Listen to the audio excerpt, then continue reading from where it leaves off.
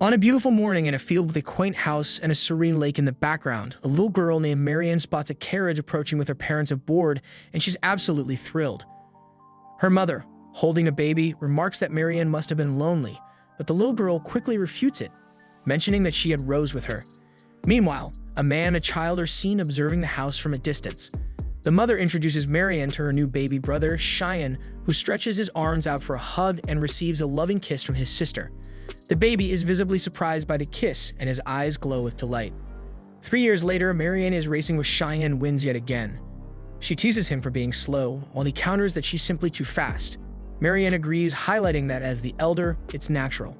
During this time, their father opens the gate and the girl follows him, while she muses that his sister has too much energy. The father comments that Marianne is as lively as always, and she shares that, like the color of her hair, she is as bright as the sun. Subsequently, the father points out that Cheyenne seems as responsible as ever, but the boy feels his sister is more responsible, which she confirms again, citing her seniority. Privately, Marianne thinks that her brother is really responsible since he always helps their mother and has stopped wetting the bed. Moreover, he sometimes bears a worried expression as if he were an adult. Later, she observes Cheyenne making gestures and repeating phrases like fireball and wind gust. Curious, she asks what he's doing. He bashfully says it's nothing, but she knows he occasionally enjoys playing pretend and finds it amusing. When night falls and the family is dining together, Cheyenne asks if monsters really exist. His father affirms they do, explaining they are dangerous and attack humans, which is why the children must stay within the property boundaries. Cheyenne also wants to know if fairies and nature spirits are real. Though he has never heard of nature spirits, the father confirms fairies do exist but are rare, and some traders have become experts in finding them. Finally, the boy eagerly asks if magic also exists, an enigmatic energy capable of manifesting light and fire, but the father denies its existence. The boy considers that perhaps the father simply isn't aware of its real existence, but the father, while acknowledging there are things beyond his knowledge, insists that his education should be sufficient. He then asks where his son heard such stories.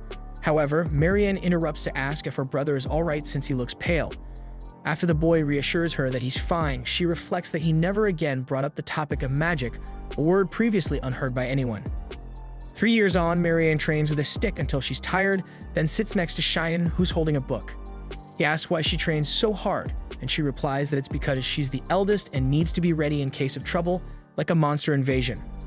Marianne discovers she's adept at such things and feels it's her responsibility to protect her younger brother. Thus, not being very scholarly, she finds her usefulness in physical tasks, which she can manage well. By late afternoon, Marianne continues her training by the lake. Rose can't fathom how the girl doesn't tire from all-day exertion, especially since she herself is worn out after assisting her grandfather. Rose notes that Shen spent his day studying as usual, highlighting how the siblings are complete opposites.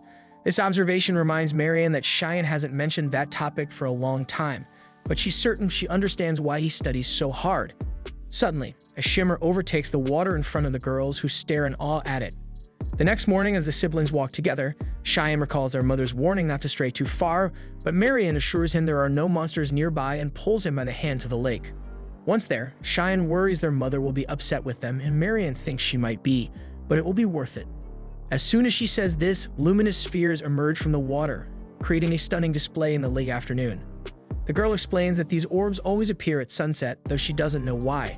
After she discovered them, she brought her parents to see, but for some reason, they couldn't see the spheres. Now it appears Cheyenne can see them too. He wonders if perhaps adults are unable to see them, but his sister explains that some children also fail to see them. In fact, she shares that apparently different people perceive them differently. While the orbs flicker for Marianne, some children saw actual lights. Ultimately, this mystery feels like magic, she concludes, echoing Cheyenne's earlier words about how magic can create light. Cheyenne is surprised his sister remembers this, and she acknowledges her memory isn't great, but when it comes to her brother, she never forgets. Furthermore, it was after this discussion that Cheyenne began to seem very sad. After witnessing and discussing these phenomena, the boy finally starts to feel better. The next day, the siblings quickly finish their lunch, leaving their parents dumbfounded. They then run straight to the lake, where they've brought wooden buckets and fishing rods. Cheyenne tires from the exercise, and his sister comments on his lack of stamina due to his sedentary lifestyle, which he can't deny. With plenty of time before sunset, Cheyenne wants to explore the lake further. First, he aims to discover where the light orbs originate, suspecting they might come from a living entity within the lake. The plan is to fill 3 buckets with water, then add sand and rocks to one, aquatic plants to another, and fish to the last. Sometime later, they had done exactly as planned, except for catching the fish. While Marie fished, Cheyenne smiled and said he was very happy to have his sister by his side. To play the role of the older sister, Marianne explained that she would always be there for her younger sibling. Since this was something he wanted to do, it was only natural for her to help. Moreover, if something like magic really existed, she wouldn't want to miss out on it because life would be much more exciting if it were real. On this note, Shan promised that if magic did exist, Marie would be the first person he would tell. Meanwhile, Marie's rod hooked something. She pulled an Eden trout from the lake and placed it in the last bucket as planned. Shan asked if the trout was a common fish, and his sister confirmed that it was, as they could be found anywhere. Hearing this, the boy became less hopeful of witnessing something extraordinary. At that moment, Rose arrived and asked her friend if the boy was her younger brother. Marianne confirmed and asked the young man to say hi, since she had never seen that girl before. After his greeting, Rose introduced herself as a lonely flower blooming in this desolate village. Not really enjoying this talk, Marie hurriedly told her brother that the girl was just a commoner posing. Rose got angry, remarked that this was unnecessary, and then inquired what the people were up to. Marie explained that they were fishing, but what her friend didn't understand was why they would fish in that particular lake. To cut through the mystery, Marianne revealed that her brother already knew what was going on. Then Rose highlighted that those light orbs were indeed very interesting. Marie asked if her friend had also come to see the spheres, and she admitted that she occasionally came to witness this phenomenon. Excited about the topic, Cheyenne asked if the little girl knew anything about the light orbs, like what created them or what they were. However, Rose knew nothing. She just enjoyed looking at them and nothing more. As the hours passed, the sun set and the phenomenon occurred once more. Cheyenne and Marie looked at the 3 buckets, but none of them were glowing. The boy asked if there was anything else living in the lake that they could try to catch again. Marie thought there were many other things, but Rose believed it would be quite difficult to collect them all, especially since they couldn't even be sure how many things there were. With that, Cheyenne decided to enter the lake. Worried about her brother, Marie also began to remove her top clothing. Embarrassed, Cheyenne asked what she was doing, and she explained that her dress would get wet. Thus, the siblings ventured into the lake and made their way to the center of a spectacle. Cheyenne touched one of the spheres and said it was warm and ticklish, but the sensation was pleasant. Not wanting to be left behind, Marie did the same. Cheyenne then dipped his face into the water.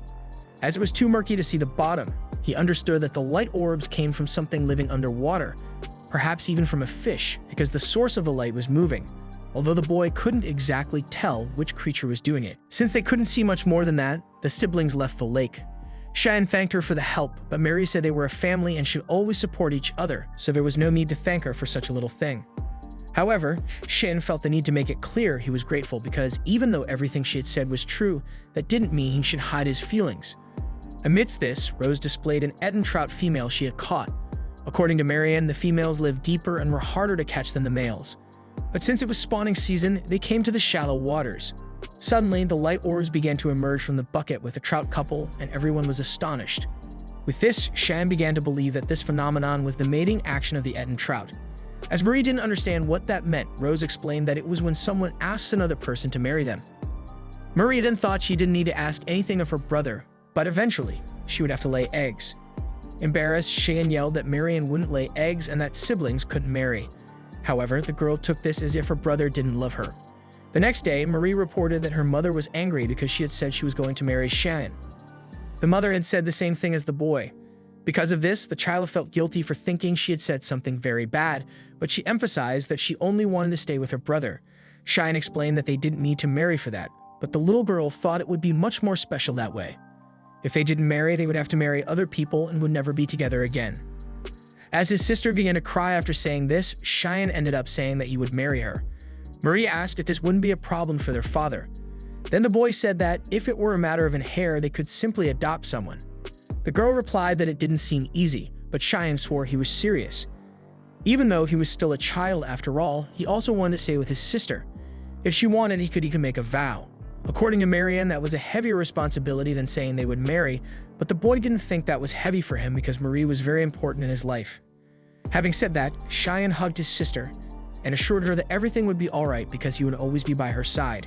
When Marie cried and hugged her brother back, a light shone around Cheyenne. He believed it was magical energy because the light resembled the light orbs from the trout procession. Maybe, after observing that phenomenon so much, it had imprinted on his body. After all, saying he wouldn't marry anyone else was the greatest confession of love. Startled, Marianne ran out of the room while Cheyenne realized that he had discovered magical energy in a world where magic didn't exist.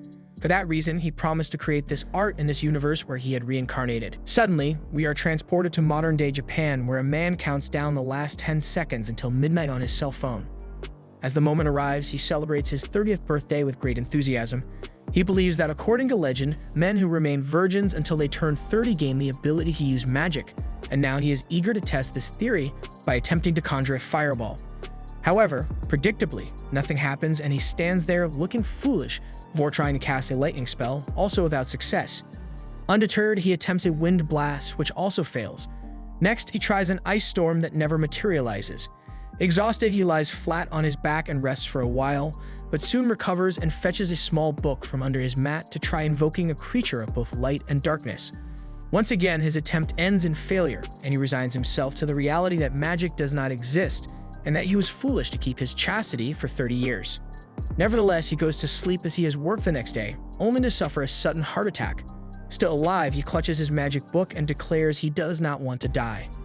In the next scene, we see the young man reflecting on society. He notes that these days, a simple internet search can uncover unimaginable things, but such discoveries fail to stir his emotions. He had no hopes of progressing in life, yet the prospect of becoming a wizard had sparked an expectation within him, causing his heart to race at the mere thought of it. However, the moment to enjoy the fruits of his sacrifice revealed the harsh truth. Such things are not possible in the real world. Nevertheless, now inhabiting his new body as Cheyenne, the boy emphasizes that you'll never know unless you try. With this in mind, he really did try in these past 3 years of his new life. He studied and took initiatives, fueling his obsession. Cheyenne could not give up, and the idea that magic did not exist in this new world was something he refused to contemplate. But the more he researched, the more he was forced to confront the reality once again. When he bravely asked his father if spells existed, the man had never even heard of them. Since then, Cheyenne had lost his reason for living until the incident at the lake occurred, and he was engulfed by a strange energy never seen before. That is, something should have happened, but so far the boy had tried to cast spells with his hands, but as always he failed, and this deadly doubt tormented his heart daily, as he still could not affirm whether magic existed or not despite having encountered something very close to it. On the current day, as he reflected on this in bed, Marie enters his room without knocking. Cheyenne complains that she should announce herself, so she asks if he was doing something that couldn't be seen. Cheyenne had in mind to say that he would start doing it when he reached a certain age, but he lets it go and asks his sister to sit close to him. She had just come to tell him it was snack time, but since he asked, she approaches to chat. However, Cheyenne stares at her strangely, which prompts her to ask why. Without hesitation, the boy seriously declares his love for his sister, confirming his theory. Expressing his feelings releases magical energy, and he wonders if he will have to do this every time he wants a magical reaction, which would be quite ridiculous. Furious at her brother's antics, Marie complains that he's just using her as a toy to get what he wants, but Cheyenne replies that his feelings are genuine. Hearing this, Marianne's heart melts on the spot, and she forgives her brother without a second thought and asks what he has discovered about this matter. Cheyenne explains that it seems magical energy is released from his body when he expresses his feelings, but he doesn't believe this release is limited to just that. For this reason, he would like to test it with Marie. She asks if he's going to tell her he loves her again and says she needs to prepare her heart beforehand, but he clarifies that's not it, disappointing her. Cheyenne reflects alone that when he confesses his feelings, he becomes more aware of them, as if he were embracing his emotions. Therefore, he imagines that the path is to use emotions like amusement, hope, excitement, and happiness. Thinking this, he begins to emit magic more consciously, though he doesn't think merely shining is a big deal. However, the truth is, he has just established the existence of magic in this world, and that in itself is an incredible advancement. Over time, he discovers that this phenomenon might be similar to what electric eels do. They have things called electroreceptors that allow them to detect electric fields, serving as a special organ within them that generates electricity and can hunt prey and defend the eel from predators. In this world, humans also have an organ that allows them to sense or produce magical energy, which is why it is similar. Cheyenne named this condition for releasing this energy the magically charged state. Because of this discovery, Cheyenne could not be happier, and Marie loves to see her brother this way for the first time in his life. A month after reaching the magically charged state, the boy discovered a few things. First, to achieve this state, a certain amount of strong emotion is needed, and maintaining that level of emotion is quite difficult. The second thing is that there is a limit to how many times you can reach this state in a single day. After releasing all your magical energy, you become exhausted. Third, if you release almost all your magical energy, your total capacity will be slightly greater next time. Fourth, like orbs of light, a magically charged state cannot be perceived by those without the potential for magic, while those who have it can see and feel the heat of that energy. Still, after discovering all of this, the poor kid still can't conjure a single light orb like the ones he saw at the lake. Perhaps the limit of magical capacity he has is only enough to serve as a walking lamp of magical energy, unable to do anything more complicated than that. If that's true, Cheyenne concludes that he produces the same amount of magic as a fish, which isn't very encouraging. However, this scheme might be similar to mana points in an RPG game, where he evolves this attribute with practice time. Either way, the little mage can't give up. Now that he's come this far and discovered that magic exists, it's his duty to get up and develop himself. From what he remembers, the trout made their bodies glow and then emitted light orbs, and this gives him the idea to try moving the magical energy to his arm, but it was too intense for him to maintain the flow smoothly. After seeing the magic dissipate, he thinks of evoking a strong feeling of joy and then thinking logically to focus on his right hand, but these two processes are quite different and conflict with each other, which can make it quite difficult to achieve. However, Cheyenne realizes he reversed the order and logically thinks that he would be very happy if his right hand received magical energy. By keeping this focus in his mind, his right hand emits a light that makes the kid want to punch a wall, thinking he was super strong. But contrary to what he thought, it wasn't the wall that broke, but his own hand, which brings him back to reality once again. However, what matters is that he made progress. After that, he named this discovery of moving the magical energy in a charged state as magical grouping, and the magic in this state came to be called gathered magic. Excited about his progress, the boy intends to continue practicing magical grouping until exhausted. After that, he presents himself for training with his father alongside Marie and Rose, but the kid is exhausted and anxious. According to his father, he decided to include Cheyenne and Rose in sword training from now on, but asks everyone to avoid joking around because even wooden swords can kill people. Cheyenne raises his hand and says he doesn't intend to fight anyone, so it doesn't even make sense for him to train with this thing. But his father teaches that a sword is not only raised against people but also against the monsters that can be seen around. Rose comments that she asked to learn to use the sword and protect herself, and Marie asks her brother to make an effort, which he ends up agreeing to, although they would prefer 1,000 times to be practicing magic. Then, at the beginning of the training, Cheyenne shows the aptitude of a duck for fencing practice, while Rose seems to have great potential, so much so that Cheyenne's father believes she could become a swordswoman one day if she continues training. Lastly, the man invites Marie for a duel to assess her development. That said, the girl confidently positions herself with her wooden sword, making her brother anxious about what's about to happen. Soon, the girl quickly advances against the adult and surprises both Cheyenne and Rose with her impressive speed. She feigns a frontal strike, making her father position his sword for blocking, but she circles around to attack from below and catch the opponent off guard. However, the man jumps and escapes the blow, then places his sword on the girl's head to end the simulated fight. He teaches that his daughter's movements are very wide, but it was very clever of her to feign an attack to catch the opponent unprotected. With that praise, Marie is overjoyed, and the man adds that she will be extremely skilled in a few years, which makes the child's day. Finally, after the tedium of sword training, Cheyenne returns to what really matters: magic. After learning to accumulate light in his right hand, he tries to expel this energy from his body, but has difficulties. Still, at first he could only maintain a magically charged state a few times a day, but now he can do it about 20 times. However, compared to when he started, the growth rate has not increased anymore, so the little mage thinks about reformulating everything he's trying to do. At that time, his father opens the door of the room after knocking and asks if his son is busy now because he was thinking of going to Historia and would like the boy to come along. Cheyenne is excited about the opportunity and explains to us that Historia is a city in the Etten region where he lives. Thus, the man begins the journey and they reach the destination in the company of his wife and 2 children. Upon arrival, he announces that first they need to finish shopping, then visit the blacksmith and return home. He insists that Cheyenne and Marie stay very close to not get lost, and Cheyenne is frustrated to realize that he wouldn't have time to look for any clues about anything related to magic in the city. Anyway, as he is still a child, he can't just wander around on his own, but when he's older, he promises to return to Historia and do what he wants.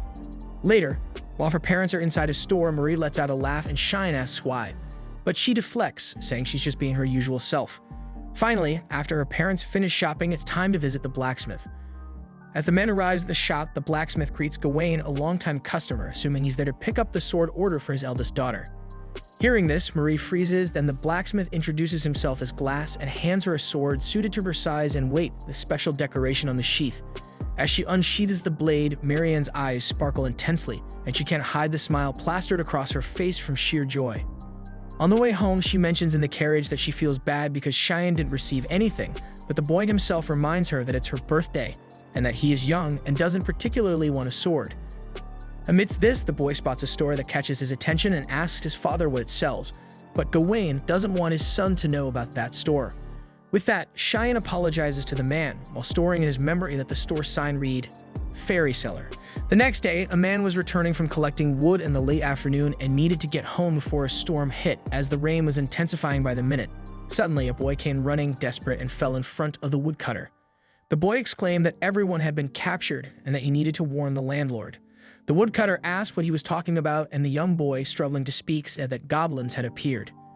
Meanwhile, Cheyenne continued to practice his magic with all his might, while Murray counted down 10 seconds for her brother to hold the light in his right hand.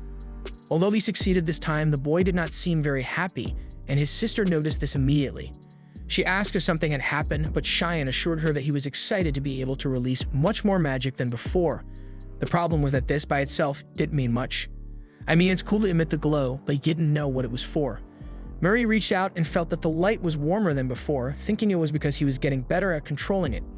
With that, Murray squeezed her brother's hand and told him she loved his magic, and he felt grateful. Although he wished to do something that really seemed magical, like a fireball or lightning. Excited, he realized he needed to learn how to connect his emotions with the natural elements, while Murray tried to talk to him, but to no avail. Lost in his thoughts, the boy reflected that it wasn't just that which caught his attention. After all, fairies and monsters exist, and fairies are considered similar to natural creatures or phenomena. Hence, there is a market based on them, as seen in the town store. However, since they resemble humans, that must have been why Cheyenne's father disliked it when he showed interest in that caged fairy. At that moment, Marie raised her voice to catch her brother's attention, but their conversation was interrupted by the sound of the door opening during the storm.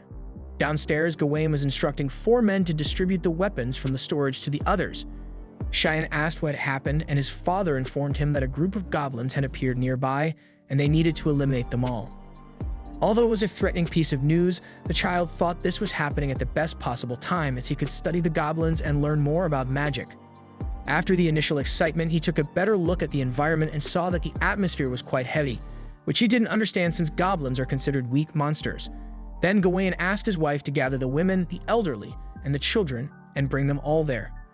Marianne took her brother's hand and promised that the adults would finish off the goblins, and she would do everything to protect him, even though her hand was trembling with fear. Finally, Gawain told the family that he was going to the monster's den with the men, but there was nothing to worry about, as from what was seen, there were only 2 goblins. Cheyenne shouted his father's name, who told the boy that he didn't have time for a chat now. Still, the boy wanted to know if goblins had the intelligence and physical ability to enter through the 2nd floor, and the man taught that no, they were not that clever, and since the exterior of the house was very smooth, they would never be able to climb.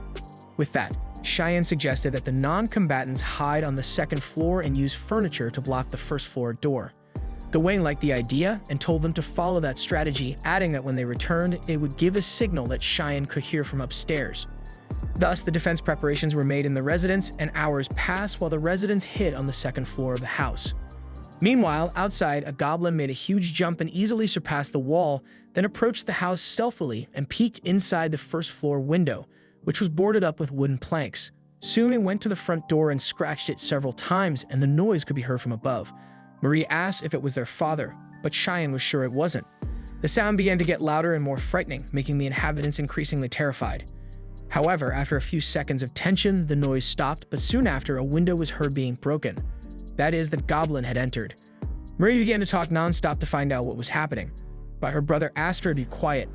The steps of the monster could be heard going up the stairs to the 2nd floor, and the tension grew among the hidden humans, who did everything not to make any noise and give away their position. After some time, the people heard the goblin passing by the door where they were, which brought some relief. But when a thunder scared a mother with her daughter, the 2 screamed, and the goblin discovered where the humans were and started banging on the door. Without much delay, it managed to invade the room and stood before the people. Seeing that, Cheyenne couldn't believe he wanted to study such a creature. His mother stepped forward and asked the goblin not to kill the children, but she ended up falling, provoking a laugh from the monster. It was at this time that Cheyenne noticed that this goblin fully understood that it was much stronger than everyone there and that it controlled the situation as it wanted. Marie, in an act of bravery, unsheathed her sword and pointed it at the enemy. Shen begged her to come back, but the girl remembered she had sworn to protect her brother and wasn't going to give up now. However, the goblin slapped the sword out of Marie's hand and stuck the blade into the wall. After that, it advanced towards the child and swung its claws, but the mother stood in front of her and was struck in the back. Marie screamed her name, but the woman didn't have the strength to react to the severe wound. Seeing that his mother and sister were about to be killed in front of him, Cheyenne acted on impulse and grabbed the monster's arm. Rose asked what the boy was doing, and he knew holding an arm wouldn't make any difference, but he soon noticed that his body was emitting magical energy and struggled to gather more and more of that energy to transmit to the goblin. Around them, people without the gift of sorcery understand nothing, as they cannot see the energy emitted. Yet the truth is that the monster seems affected somehow, to the point of reacting by isolating Cheyenne against the wall. Soon after, it clutches its burned arm and writhes in pain on the ground, while Cheyenne seizes the opportunity to cast the magic cluster again, this time targeting the creature's head. With all his might, he focuses on maintaining the flow of mana until the goblin stops thrashing. Trembling with fear, the boy notices the burn on his hand and wonders if he killed the monster, while the onlookers try to comprehend what just happened. However, some of them stare at the boy as if he were some sort of aberration, unsettling him even more. On the other hand, Rose insists that it was thanks to him that everyone was saved, but the truth is that not everyone was so lucky. By this time, Cheyenne's mother appears close to death. Marie is in despair, while Rose tells the boy to take care of Emma, as she will tend to Marie. He notices his mother is pale and has lost a lot of blood, so he needs to stop the bleeding as quickly as possible, but he can't treat her on the ground. At that moment, other women arrive and learn what happened, so the child asks for help to move Emma to a bed. Having done this, he asks if anyone present has experience in medicine or pharmacy, but being a small village, none of the residents have such knowledge. Trying to stay calm, Cheyenne thinks back to his past life memories for what to do in such situations. In the movies and series he watched, the first step was to stitch the wound, so he wants to know if anyone is capable of doing that. When a young woman raises her hand, Cheyenne asks her to fetch the sewing supplies from Emma's room, while others should look for strong spirits and all the clean cloth they can find. As for the rest, as unpleasant as it is, they need to move the goblin's corpse to the corridor. Before heading off to help, a boy slightly younger than Cheyenne grabs his hand and thanks him, which motivates the young mage. Sometime later, when all the necessary materials are gathered, Cheyenne asks the seamstress's name, who introduces herself as Leah. He cuts open his mother's clothing and sees that the wound is indeed ugly, but not as deep as he thought. The problem is if the goblin had poison in its claws, but since this is the only chance to save his mother, the boy doesn't even want to think about it. Thus, he asks the seamstress to perform the suture, to stitch the wounds. The girl is shocked and asks why she needs to do this, and Cheyenne realizes that suturing hasn't been discovered in this world yet. He explains that if it's not closed, the wound will remain exposed, which is very dangerous, but Leah thinks that this will hurt her lady even more. With that, Cheyenne asks if Leah prefers to hurt Emma and save her or not hurt her and let her die. But as the seamstress starts panicking, the boy changes tactics and pleads for the maid's help, who grasps the gravity of the situation and begins the process. Hours after the stitching, Emma is comfortably lying in bed and should recover without major issues. Cheyenne thanks the maid for her great help. Marie can no longer hold back and begins to cry as she embraces her brother, who tries to hold back his tears as he reciprocates the gesture of affection. Amidst this, they hear the men returning from their expedition. Later, Cheyenne learns that his father and the others found the goblin lair in the nearby forest and killed 2 of them, but they discovered traces of 2 more monsters and hurried back to the village. Fortunately, no one died in the battle and peace returned to the village once again.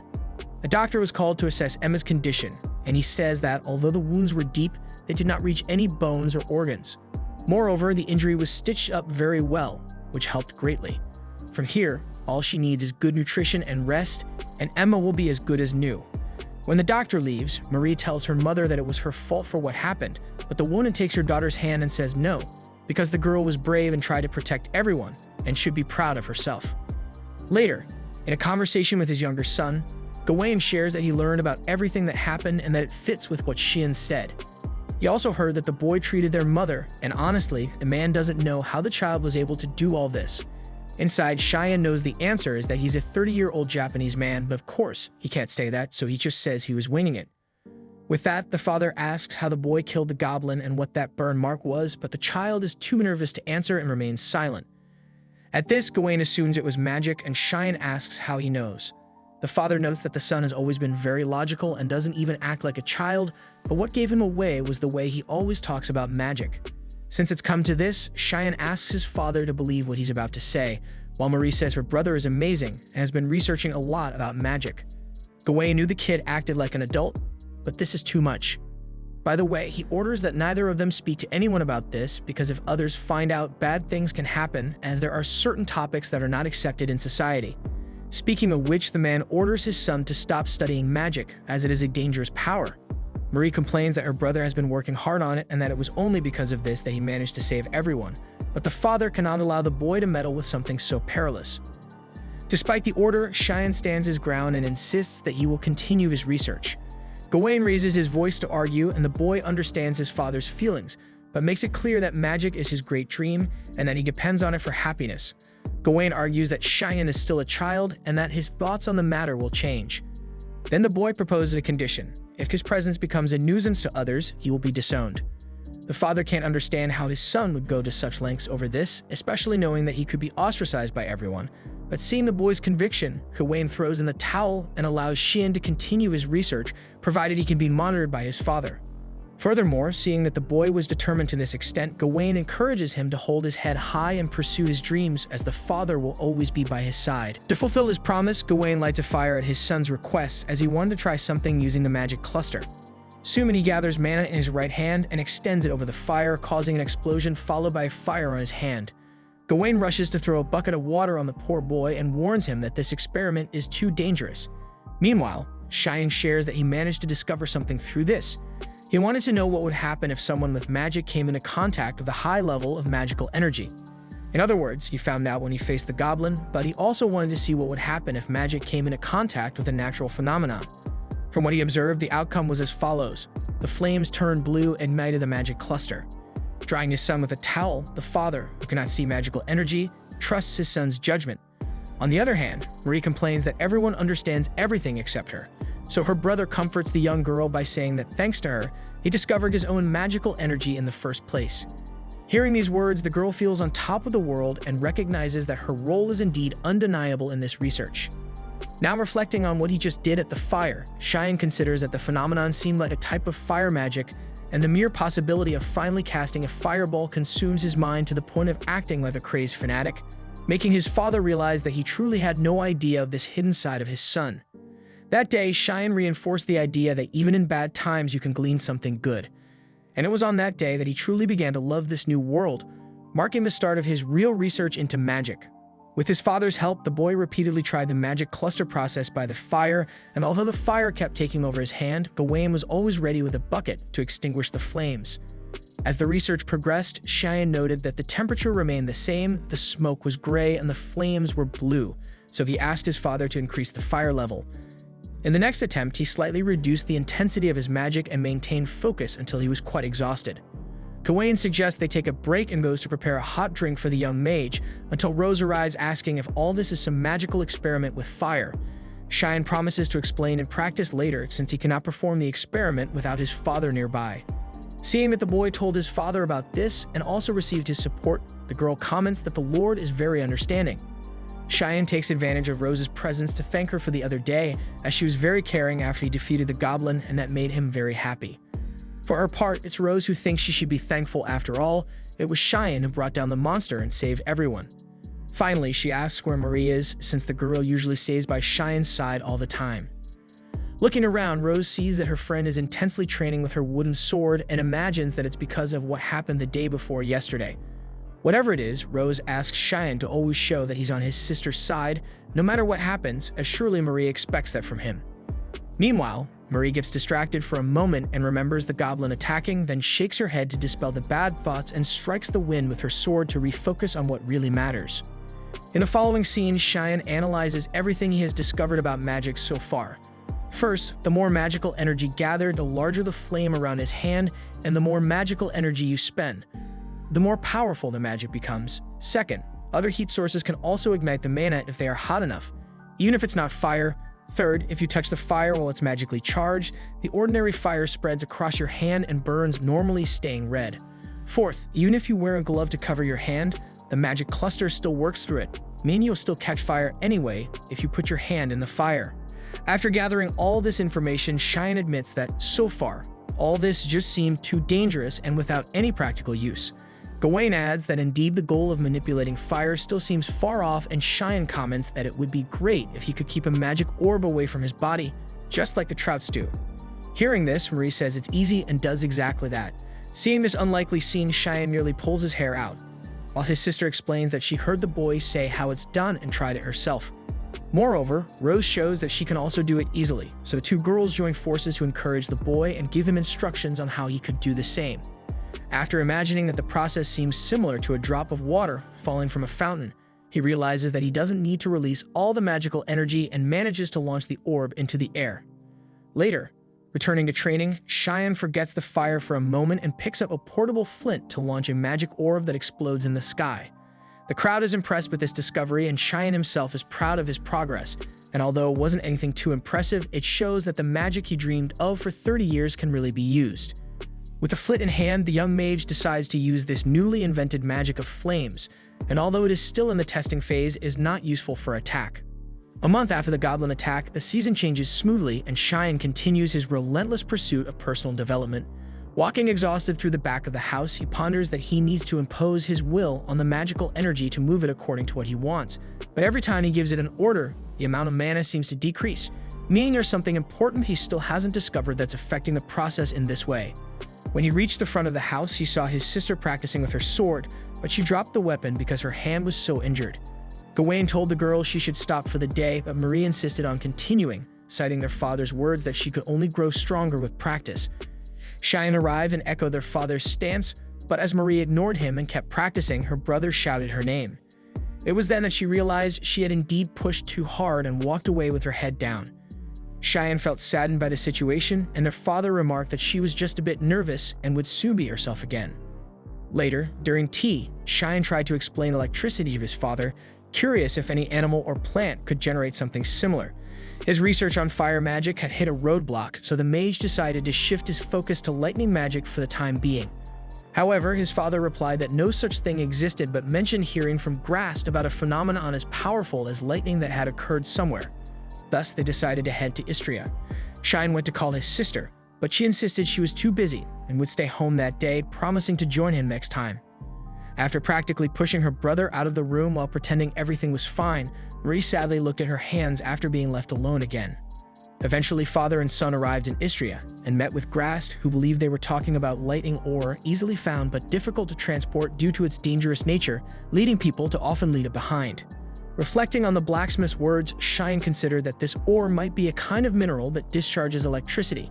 He then asked Grast if there was any tree around with white, sticky sap. When told there were none, the boy lamented the absence of rubber trees, which would have been perfect insulators for handling electricity. He then inquired about another known insulator, glass, and asked if Grast had a mineral called mica, consisting of peeled crystal-clear layers. The shop owner thought he was referring to paper crystal and fetched a stone of this resource to show. Cheyenne held the object, remembering that mica is used in electrical insulation sheets, so this paper crystal should work similarly, although he had no idea how to make it function. Grast asked what the boy was planning to do, as it was hard to guess what goes through children's minds. However, Gawain disagreed, noting that Cheyenne often demonstrated maturity beyond his years. Speaking of which, the boy requested a larger piece of the crystal, and the blacksmith informed them they could buy a bigger one in the commercial district for about 4,000 realm. Cheyenne reflected that in this world, a family could dine well for that amount, but although it was expensive, his father promised to buy whatever he wanted, since the boy had never asked for anything before. If it wasn't feasible, Gawain would simply say no. Listening to the entire conversation, Grast joked that the boy's father was doting. In any case, the two returned home with the lightning ore in hand, and this time, Emma was there to watch her son's magical experiments, curious about Marie's whereabouts. Amidst this, Cheyenne gathered mana in his hand and launched a magical orb at the ore, causing the orb to explode. Gawain consoled his son in advance, reminding him that he had failed many times before mastering fire magic, but the boy wasn't upset. Rather, he started laughing like a madman, proclaiming the experiment a success. Indeed, as the magical cluster approached the lightning ore, it didn't catch fire, but instead produced a strong spark, proving that mana has qualities beyond just igniting.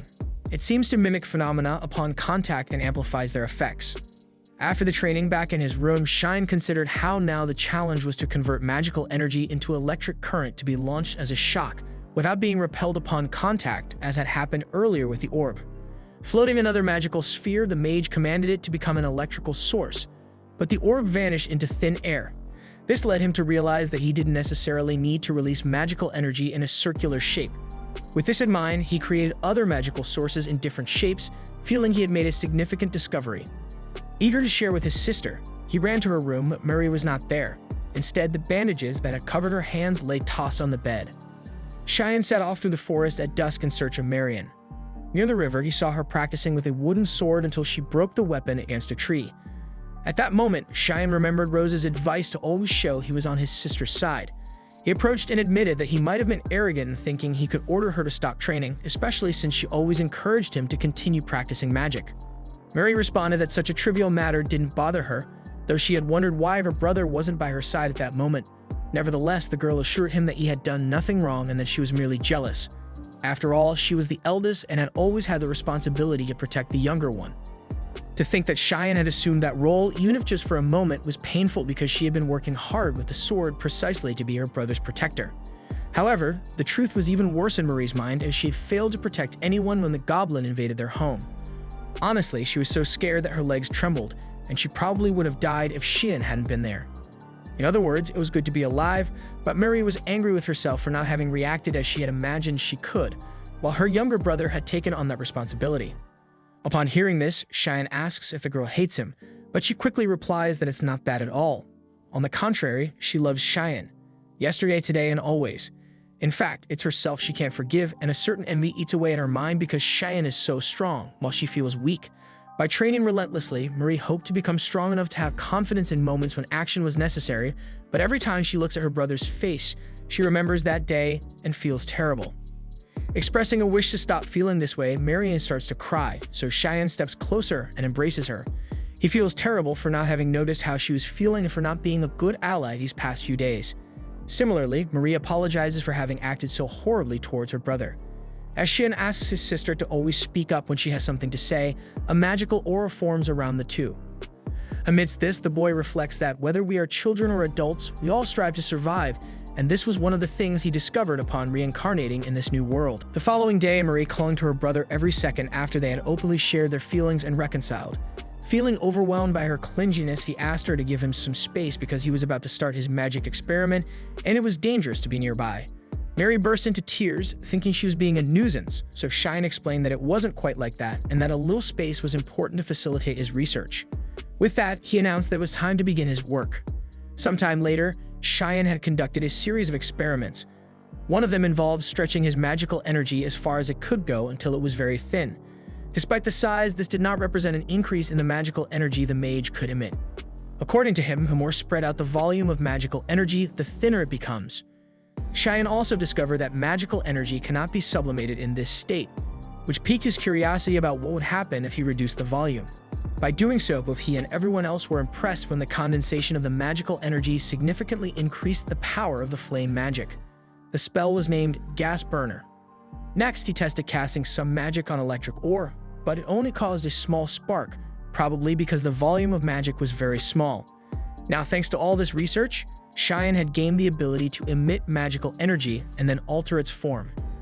With magical clustering, he cast a more potent layer of magic on the electric stone, causing a strong reaction that rebounded back to the boy. Rose swore the lightning would shoot out the other side, but Cheyenne discovered that magic is created through the consumption of magical energy. It consumed the energy current that went straight to the caster's hand. Faced with this novelty, the young researcher felt he was close to an incredible discovery, but couldn't say exactly what it was. Undoubtedly, magical energy has infinite potential, but there is still much knowledge and inventiveness needed for the boy to advance in his research.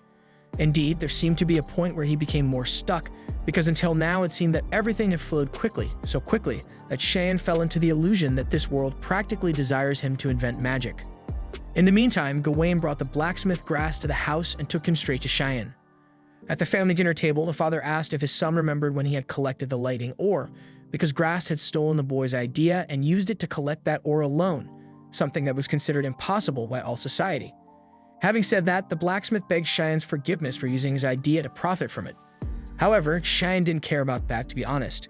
Grass emphasized that he had profited from the boy's idea without asking permission, thinking that he didn't understand, but Cheyenne understood perfectly and, as he had said, didn't mind. Thus, Gawain mentioned that this was not the only problem. Soon, Cheyenne was taken to Grass's storage. where a large amount of this electric ore had been placed on the floor at high voltage. Besides not being a useful source of light, this stuff was also very dangerous. In other words, people were buying it at first because it was a new product on the market, but as time passed, no one wanted to carry this ore anymore. That's why Grass wanted Shen to find a way to sell these objects. Otherwise, the loss would be huge, and he was already receiving numerous complaints about the noise and risk being evicted from the warehouse if it continued like this. Then, once Cheyenne had the intelligence and cunning to learn how to transport the lightning ore, maybe he used that brilliant mind to learn how to sell this stuff. As always willing, the boy agreed to do his utmost to help, but since he didn't know exactly how, he didn't want the blacksmith to have expectations.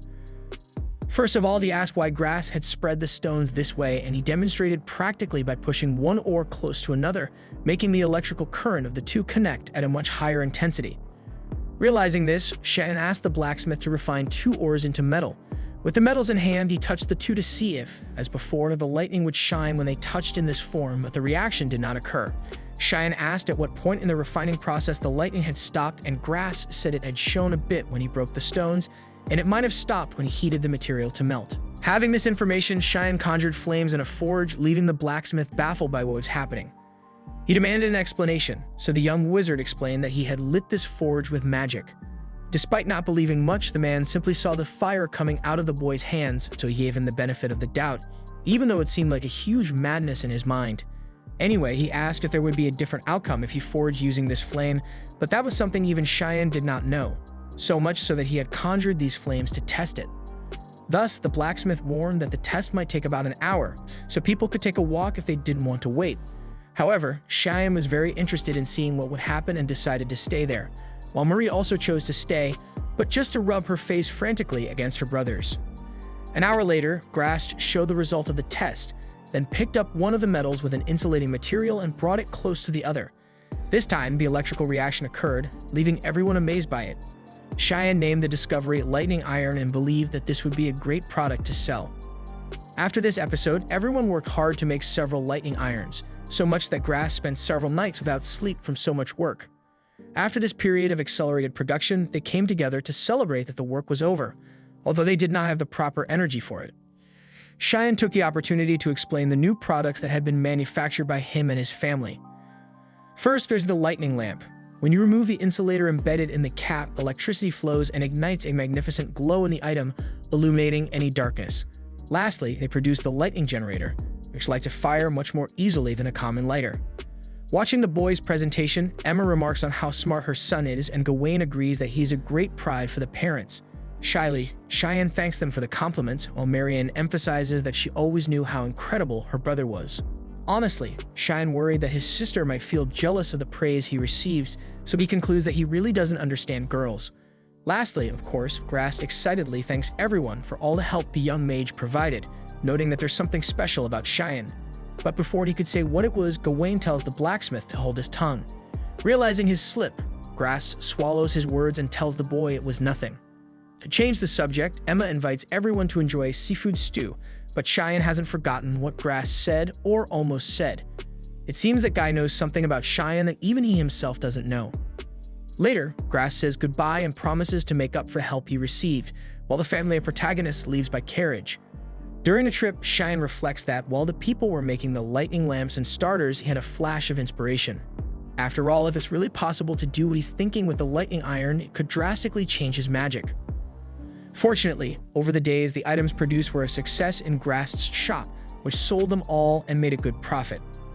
Back at the main mansion in Eton, Marie asks what her brother's new research will be, and he explains that fire can't burn without oxygen, which is why when you put fire in a closed space, it goes out. Demonstrating this in practice, the boy asks if the girls already knew this, and Marie, clearly never having heard of it, lies and says yes, while Rose mentions that it's the same principle as snuffing out a lamp. Thus, the researcher wonders what happens with magical fire in this situation. Soon, he lights the candle with this blue flame and places the cup over it. Mary thinks it won't go out, although Rose believes it will. When Shen lifts the cup and shows the lit candle, Marie teases her friend, while the boy wants to understand if flame magic doesn't require oxygen. Moreover, it might mean that magical energy can enhance natural phenomena that don't depend on external conditions. This doesn't change much, but Cheyenne discovered that the magic flame is different from a common flame. Thinking about this, he reflects that with magical energy as the fuel for this differentiated flame, he could try something to elaborate something more interesting. That said, he throws a fireball into the air and asks his sister to send an energy ball on top of the one he sent. When this is done, a huge explosion happens in the yard, knocking Marie to the ground.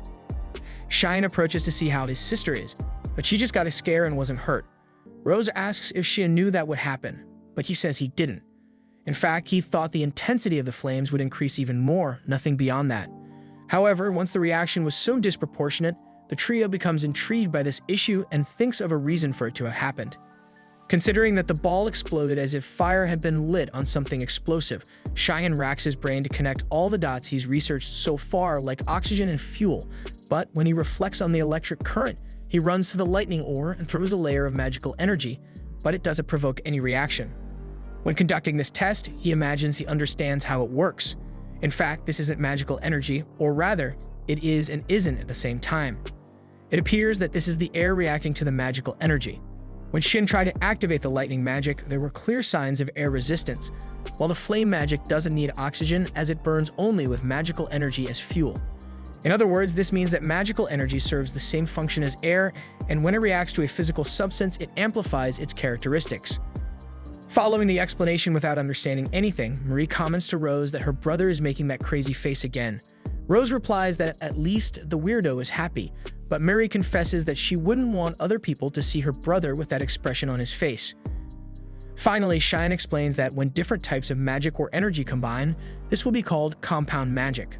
Days later, Grass completed Cheyenne's order and delivered it to him personally.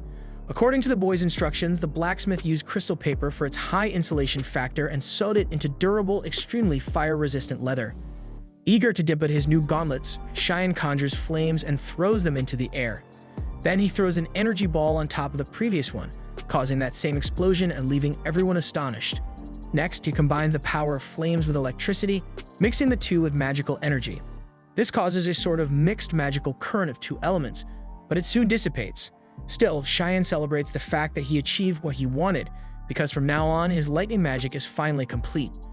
Marie rushes over to say that was the most incredible thing she's ever seen, but her brother suddenly starts crying. Everyone is concerned about the kid, but the truth is that this is a cry of emotion after having achieved his greatest feat to date, because it was hard to contain the excitement. Marie hugs her brother and jokingly says he's a crybaby, and Rose also joins them to console their friend. Also moved, the three adults watch the scene with a smile on their faces. Later in the night, Cheyenne wakes up in his bed to go to the bathroom. Using a lightning lamp, he descends the stairs and overhears the adults discussing something. They were talking about Shin's magic and how it should not be ignored under any circumstances. Gawain thinks the boy is smart and won't just show his gift to anyone, but Emma reminds him that he's still a child and should be seen as one. However, her husband can't help but think that Cheyenne is a special child, as if he were older than he actually is, and this might have something to do with the person who entrusted Cheyenne to them. Hearing this, Cheyenne is startled and begins to believe that he is not a blood relative of his family. No matter what, the next day, the protagonist is once again focused on his grand dream, which is to develop his magic. With his new gauntlets, he stands before a log and casts a powerful bolt that splits the wood in half. Watching the spectacle, Rose and Marie are happy to see the boy's evolution, as he manages to increase the distance his magic can travel even further. Cheyenne thanks them for their support, and Marie responds that it's her duty as his older sister. Speaking of which, the girl's words remind Cheyenne of a conversation between Gawain and Grass, which might explain why Marie often talks about them staying together forever, like that day at the river where she wondered if she would ever lay eggs like the fish, since Cheyenne is a boy and she is a girl. That day, the boy made it clear that siblings can't marry, but thinking now that they aren't blood-related, perhaps the story changes. As night falls, Cheyenne reflects that when he thinks about the new possibility of a relationship with his sister, his head nearly smokes, so he decides to focus on something else, like refining compound magic. He then takes the opportunity to explain how this process works. First of all, the magic that increases magical energy and causes concentration when combined is synergistic magic. Using synergistic magic with flames results in its highest form, dual flames, for example. Or when used with bolt, it creates the aligned bolt. When magical energy touches the flames, it creates a flame bomb. Thus, emitting magical energy again would turn the flames into a dual flame bomb. However, combining flames and bolt amounted to nothing, leaving the young mage puzzled.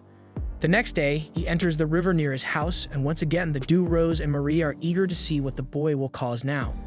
Suddenly, he conjures the magic cluster near the water and waits for a reaction, but the effect simply vanishes and nothing happens. Then he repeats the procedure, but this time inside the water, which causes a poorly formed sphere of magic that disappears shortly after. Done with that, Cheyenne looks upset and can't understand what's going on. Even more confused, the girls ask him to explain what he's trying to do. Then Cheyenne shares that he discovered that in the previous experiment, when magical energy is emitted into the open air, it assumes the properties of air. Considering this, the mage wondered what would happen if he emitted magical energy underwater, and he even thought that the magic might show some change, like floating or showing resistance, but nothing happened. With this in mind, the boy just had an idea. If we think about it, when emitting magical energy from air to water, there was no reaction, and the same happens in reverse. It might be that, unlike fire and lightning, if there's no significant reaction, the outcome doesn't change. Thus, the thing to do is to try a different approach. Hearing this, Rose and Marie already foresee that the kid is going to go crazy again with these thoughts. At that, Cheyenne invokes the magic cluster underwater again, but now with much more power. This time, some water bubbles levitate out of the river and quickly burst. Cheyenne smiles, and in front of the girls' confusion, he explains that he gave an order to the magical energy to lift the water. Marie is happy to see that her brother discovered that magic also reacts to this element, while Rose emphasizes that besides fire and lightning magic, now their friend can also use water magic. After leaving the river, even though he made this discovery and rejoiced in it, Cheyenne reflects that he still doesn't know what use this aquatic spell might have. So the only thing that might be useful is the water in the air. Anyway, he calls the girls to take a look at what he's about to do. Having said that, Cheyenne tries to gather the water in the air but fails and feels embarrassed after having hyped himself up. At least his hand became moist in the process, which must mean something interesting. Indeed, it makes sense when the mage thinks about it more deeply. The amount of magic he can gather in his right hand is almost the size of a basketball, and there's just a small amount of water within all that volume of air. Thinking about it, Cheyenne invokes the magic cluster once more and covers a huge area to concentrate all that mana into a small sphere that this time becomes completely water. Startled by this, Marie shakes the kid and asks where that water ball came from, and the poor guy even tries to explain, but his head is shaking so much that he can barely speak.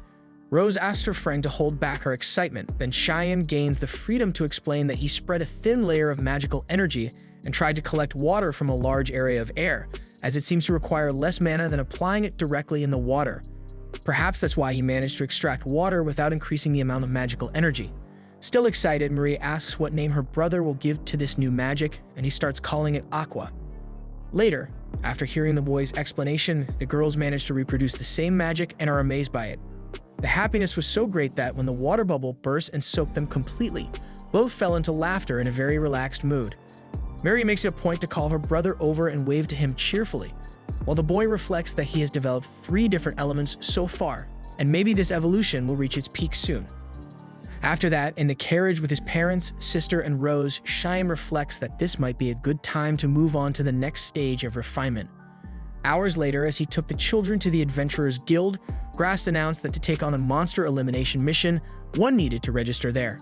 Cheyenne thought that to determine if magic was effective against creatures, one must embark on dangerous adventures like these, while the blacksmith made it clear that the kids didn't need to decide anything today, as it was indeed a tough decision. However, Marie felt she would always run away if she kept postponing it, and she needed to become strong as soon as possible to protect her family. Similarly, Rose had no intention of fleeing, and so Grass announced it was time to go in and address the problem. Before that, Cheyenne asked the adult to keep this a secret from his father and others, and the man agreed easily. Once inside, Grass introduced himself at the counter as a platinum rank adventurer and requested to register the 3 youngsters. However, Gawain appeared at the guild and was not pleased to see his children in that setting, but despite his stern face, he approached the counter and also recommended the 3 minors by showing his diamond rank badge. The receptionist was so surprised to see someone of such a high rank that she almost screamed, revealing Gawain's level and drawing everyone's attention to him, though he remained indifferent even as all eyes were on him. Finally, with everything set for the children's registration, the diamond rank told them to pick a mission because they would have a talk about it later. After they registered at the guild, first and foremost, it was time to apologize to Gawain for having done all this behind his back, or at least they tried. In truth, Gawain already knew that Cheyenne was up to something and decided to keep an eye on the guild. After all, when Marie spoke with her mother or father, she avoided eye contact, which was very suspicious. When she confessed everything, the girl apologized, while a disappointed Gawain added that he never imagined Cheyenne would try something so dangerous without telling his own father. Embarrassed, the little boy admitted he had no arguments for it, but Grass claimed the children had their reasons for acting this way, so Gawain shouldn't be too harsh on them. Annoyed with the man's audacity, the father asked if he was really going to give that moral lesson after the blunder he made, which left the blacksmith tight-lipped. However, this matter caught the diamond rank's attention, so he asked what that reason was. After the children explained, Gawain realized it wasn't just childish mischief for them to have fun. Nonetheless, considering that the children sought the company of a trustworthy adult to pursue this goal, he conceded and praised their prudence in this aspect, as even though Gawain wasn't around, they would all be safe with Grass. Be that as it may, there are no guarantees in this world, so they should talk to him anyway next time, as it is much safer to have two high-level adventurers to protect the kids. Having said that, Cheyenne fully understood what his father meant, but before he could speak, Gawain himself confirmed that was indeed the case. He would join the group on the mission, which brought a genuine smile to the three children's faces. Hours later, in the forest where their target was located, Grass protected the children while Gawain took the lead to face some kobolds along the way. With ease, he finished them all off with his sword, leaving the kids awestruck. Grass commented that the fellow was monstrously strong as always, and Cheyenne was genuinely surprised to find out his father was even more powerful than he had imagined. Speaking of him, the father announced that the children would fight the kobolds from the pack they were hunting and should be back any minute. However, no sooner had he mentioned these creatures than they appeared on the field. According to Gawain, since they weren't as strong as the goblins, the kobolds were the perfect target for the children's first fight. Upon hearing the word goblin, Marie was immediately flooded with intrusive memories of that monster in her house, which disconcerted her for a moment, but she recomposed herself. In any case, the kobolds attacked, so Gawain ordered Rose and Marie to go ahead, while Shane would stay in the rear, taking advantage of the fact that the enemies had no long-range attack. Then the mage launched a flame bomb, causing a massive explosion on the battlefield, defeating some monsters along the way. Amid this, another kobold charged at the little mage, who still couldn't use magic to react. Since that was the case, Marie closed the distance between her and her brother and managed to protect him by blocking the creature's blow. Now with her mana recovered, Cheyenne cast Aligned Ray, while Marie and Rose handled the close combat. Sometime later, although they were all tired, the children managed to take care of the entire band of kobolds. That is, almost all of them. Quickly, Cheyenne launched twin flames and hit the last one that was about to catch the girls off guard. With the victory secured, Marie confessed that she could only fight because her brother was there, which would make her feel more confident from now on. Hearing this, Cheyenne concluded alone that no matter the blood ties, marrying seemed like she would always be thinking of him. And that was enough to make her his true sister. Finally, Gawain praised the group's performance and announced that it was time to raid the kobolds' den. The children were dumbfounded by such a large challenge, as they had not imagined they would face so many monsters on their first adventure. One way or another, the three gave their all in an intense conflict with the monsters in their own lair, and despite the enormous difficulty and exhaustion that took over their bodies, victory finally came for Shan, Marie, and Rose. Gawain allowed the three to rest while he and Grass went to collect the dropped items. Soon, Cheyenne and the girls sat down to relax, but quickly the boy noticed something strange inside the den and decided to venture further in. As the group advanced, they found the fairy trapped in a cage and decided to free her right away. Cheyenne opened the cage and everyone stepped away from the small creature's jail, which flew away and left the children enchanted with its beauty. At night, Gawain arrives home with his sons. Noticing that the boys were dirty and injured, Emma quickly figures out what happened and strikes the man with a candlestick in front of the children. After that, she asks the sons what happened, causing the two to panic. Shortly after, they explain to their mother that there had been a monster hunt, but Emma reveals that Gawain had already told her before. If that's the case, Cheyenne asks why poor Gawain got beaten up, and she responds that it's not normal for the children to come home full of wounds, and that the father went too far by exposing them to a bunch of kobolds. As a mother, Emma believes the children can do whatever they want as long as they don't get hurt. That's all she asks. For them to take care of themselves, because the mere fact they are alive brings her the most happiness. Having said that, Emma hugs her sons, who apologize for leaving without notice. Despite everything that happened, the woman shows not a hint of hatred, but only affection and understanding. Finally, she invites the kids to take a bath. Later in the bathhouse, while the two women bathed and chatted about various things, Cheyenne stood outside the tub, mentally convincing himself that they are indeed a family, repeating it incessantly in his head. Remembering all the moments of unity and camaraderie he had with these people, the boy has no doubt that the bond might not be by blood, but it exists and is very deep. Reflecting on all these moments coupled with the fact that magic exists in this world, Cheyenne knows the truth is that he is very happy where he is. The following day, in the face of a hobgoblin, the young wizard decided to employ a new strategy. He used atmospheric magic to create pockets of high and low pressure, covering them with a magic membrane to generate a powerful gale. By unleashing a true energetic hurricane on the monster, the wizard managed to trap it within his attack and inflict massive damage. As the hobgoblin slowly writhed in agony after the blow, it eventually ceased breathing, and Cheyenne named this new power Breath. The only downside was its lengthy activation time, but depending on the situation, it could still be useful, although Breath's primary function wasn't for attack. Amidst this, Marie and Rose arrived after completing their mission. It had been 2 years since the trio began hunting monsters, and now Cheyenne was 10 years old, while the two girls were 12. Marie hugged her brother and celebrated defeating 20 goblins. The way the girl had grown made him think she seemed almost adult-like. After the mission, the group returned to the city. Over the past years, Cheyenne's ability to assess magical energy had significantly improved, to the point where he could tell how much magic each person possessed just by looking at them. There was one issue with this, but before he could ponder it further, Rose interrupted his thoughts to ask what was wrong, though he replied it was nothing. He then reflected that he hadn't yet found anyone with more magical energy than Rose and Marie. Marie commented that despite everything, there were more monsters than before, and the guild was continually receiving more hunting requests. It was strange for Rose to have so many goblins near the city when it was usually kobolds. Cheyenne agreed, also noting that the city had been accumulating more homeless people lately. Next, the group visited Grass's workshop, and Cheyenne asked if the blacksmith wanted to forge some iron lightning. Grass declined the offer, having been busy finishing the young wizard's gauntlets. Cheyenne was impressed, given he had requested them only a short while ago, while Grass remarked that the boy wore out his equipment far too quickly, though it was a sign that he had indeed grown, both as an adventurer and a wizard. By the way, he asked how the kids were doing without his or Gawain's presence on the adventures, and Marie responded that they would soon be silver rank.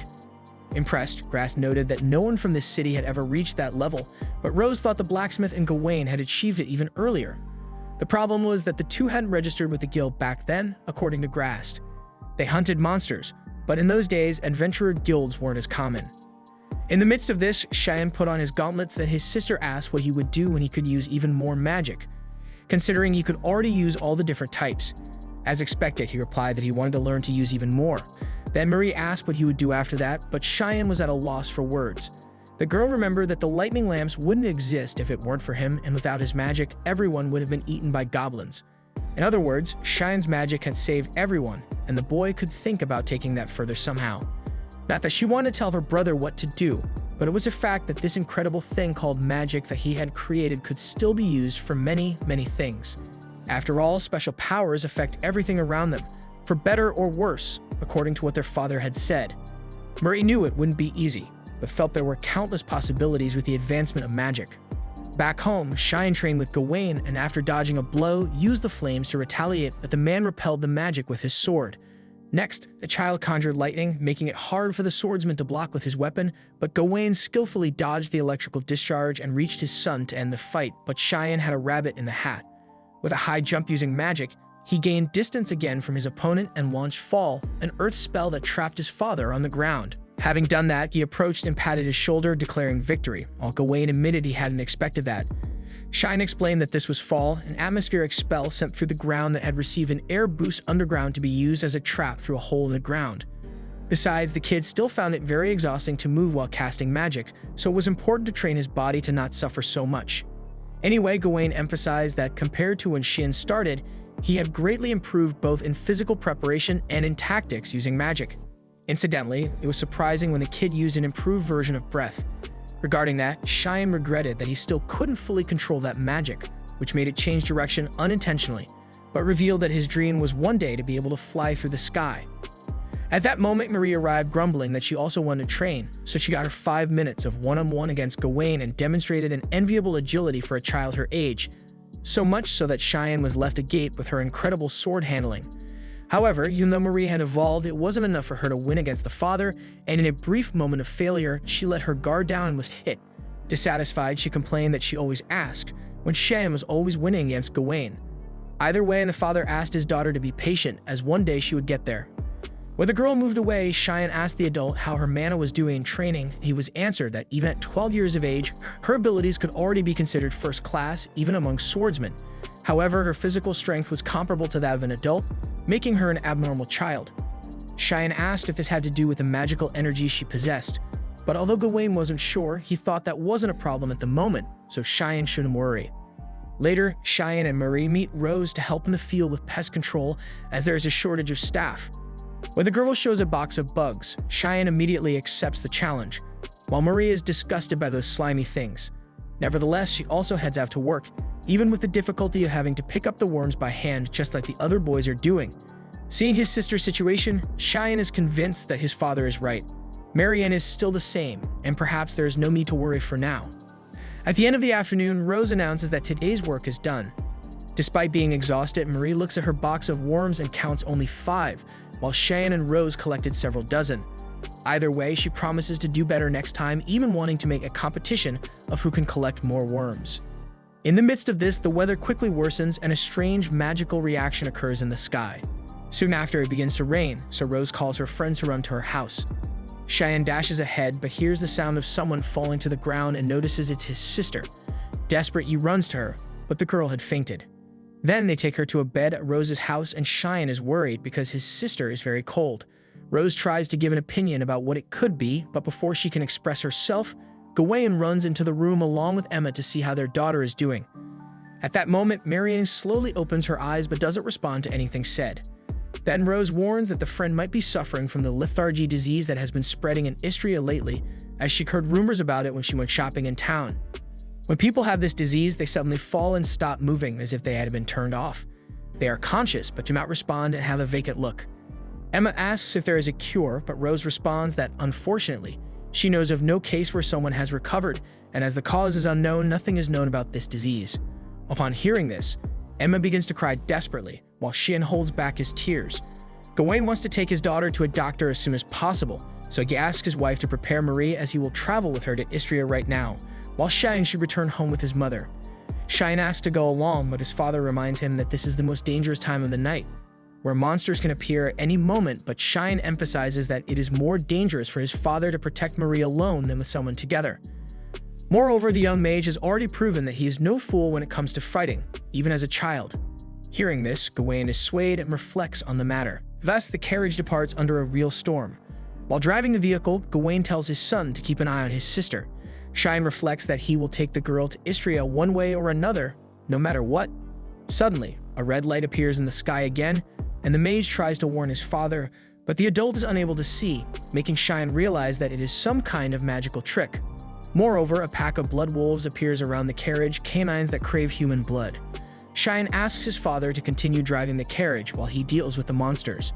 While putting on the gauntlets, the boy considers that he will not be able to use the flames or the lightning under this rain, so what remains is the breath and aqua.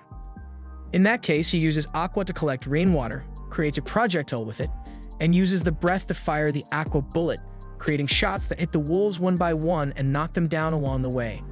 The problem is that there are many, and even Gawain needs to deal with some that reach him at the front. At that moment, Cheyenne runs out of ideas on how to act in this situation, but for no apparent reason, the blood wolves simply turn around and run away in fear. Along with this event, a powerful wind current approaches the carriage from the depths of the forest. Cheyenne has no idea what it is but asks his father to speed up the race. Soon, the wind current accumulates and forms a greenish smoke that soon transforms into a creature so terrifying that it makes Cheyenne fall seated in fear. To make matters worse, Gawain could not see or hear anything, and was distressed by his son's reactions to this threat that was invisible to him. The creature flies around the vehicle, as if playing with humans. Cheyenne tries to hit it with an aqua bullet, but the projectile passes through that kind of ghost without causing any damage. In the meantime, the creature stretches its giant hand and approaches Cheyenne, who wonders if he will die again in front of this unknown threat. Soon, he remembers the tactic he used against the goblin and grabs one of the creature's phantom fingers, causing a reaction of energetic purification that burns its entire arm. Furious, the phantom flies towards Gawain to take revenge, but upon encountering the light from a lightning lamp, it suffers even greater and more screaming damage. At that time, even Gawain can see the horrific demon and its agonizing pain. Cheyenne takes advantage of the enemy's lowered guard and makes a huge jump towards it, making his father stop the carriage. Then the boy touches the opponent and causes a purification so devastating that it disintegrates his body completely. After that, Cheyenne falls from that height with no chance of stopping his fall, but his father was there to catch his son and prevent the worst. With a smile on his face, the adult asks how the child could have been so reckless, and he responds that they would both have been done for if he hadn't done what needed to be done. Then they continue their journey, and Gawain wanted to understand what kind of monster that was, as he had never seen anything like it before. Cheyenne remembered that his father couldn't see it, but Gawain explained that he could when the creature came close. Reflecting on these words, Cheyenne glanced at the carriage's lightning lamp, but his father wanted to drop the subject and focus on the road, effectively ending the conversation. Sometime later, they arrived in Istria, at Dr. Alphonse's clinic, where numerous people appeared to be suffering from the same condition as his sister. Cheyenne rushed to find someone who could attend to his sister, but even Alphonse's assistants were overwhelmed by the sheer number of patients. One of them asked the boy to wait his turn, and Cheyenne complained that they had braved the storm to get there and be treated this way, but Gawain acknowledged that everyone was in the same boat and there was nothing to do but wait. Eventually, Marianne finally received the doctor's attention. After examining her eyes and pulse, Alphonse suspected it indeed might be the lethargy disease. Cheyenne inquired about any possible treatments, but the doctor admitted that little was known about this condition, and all they were doing at the moment was taking care of those afflicted. Holding back tears, Cheyenne remembered happy times with his sister and refused to accept that there was simply no cure for her. Desperate, he shook Alphonse and shouted that a doctor's job is to save his patients, pleading for his sister to be saved. At that moment, the boy struggled even harder to suppress his tears, recalling the minute before Marie had fainted, when she was challenging Rose and her brother to see who could pick more worms next time. Now in tears, Cheyenne wondered why this had to happen to his sister, as she had done nothing wrong. The day after Marie was diagnosed with lethargy, her family decided to stay in Astoria rather than return to their village. At one point, while the girl rested, Grast arrived, having allowed them to use his warehouse for the couple's daughter's recovery. Gawain and Emma apologized for the inconvenience, but the blacksmith didn't want to hear it, as everything he did for friends was willingly done, especially since he had been helped by them many times before. Moreover, the warehouse owner couldn't understand why something so cruel had to happen to such a good child as Marianne.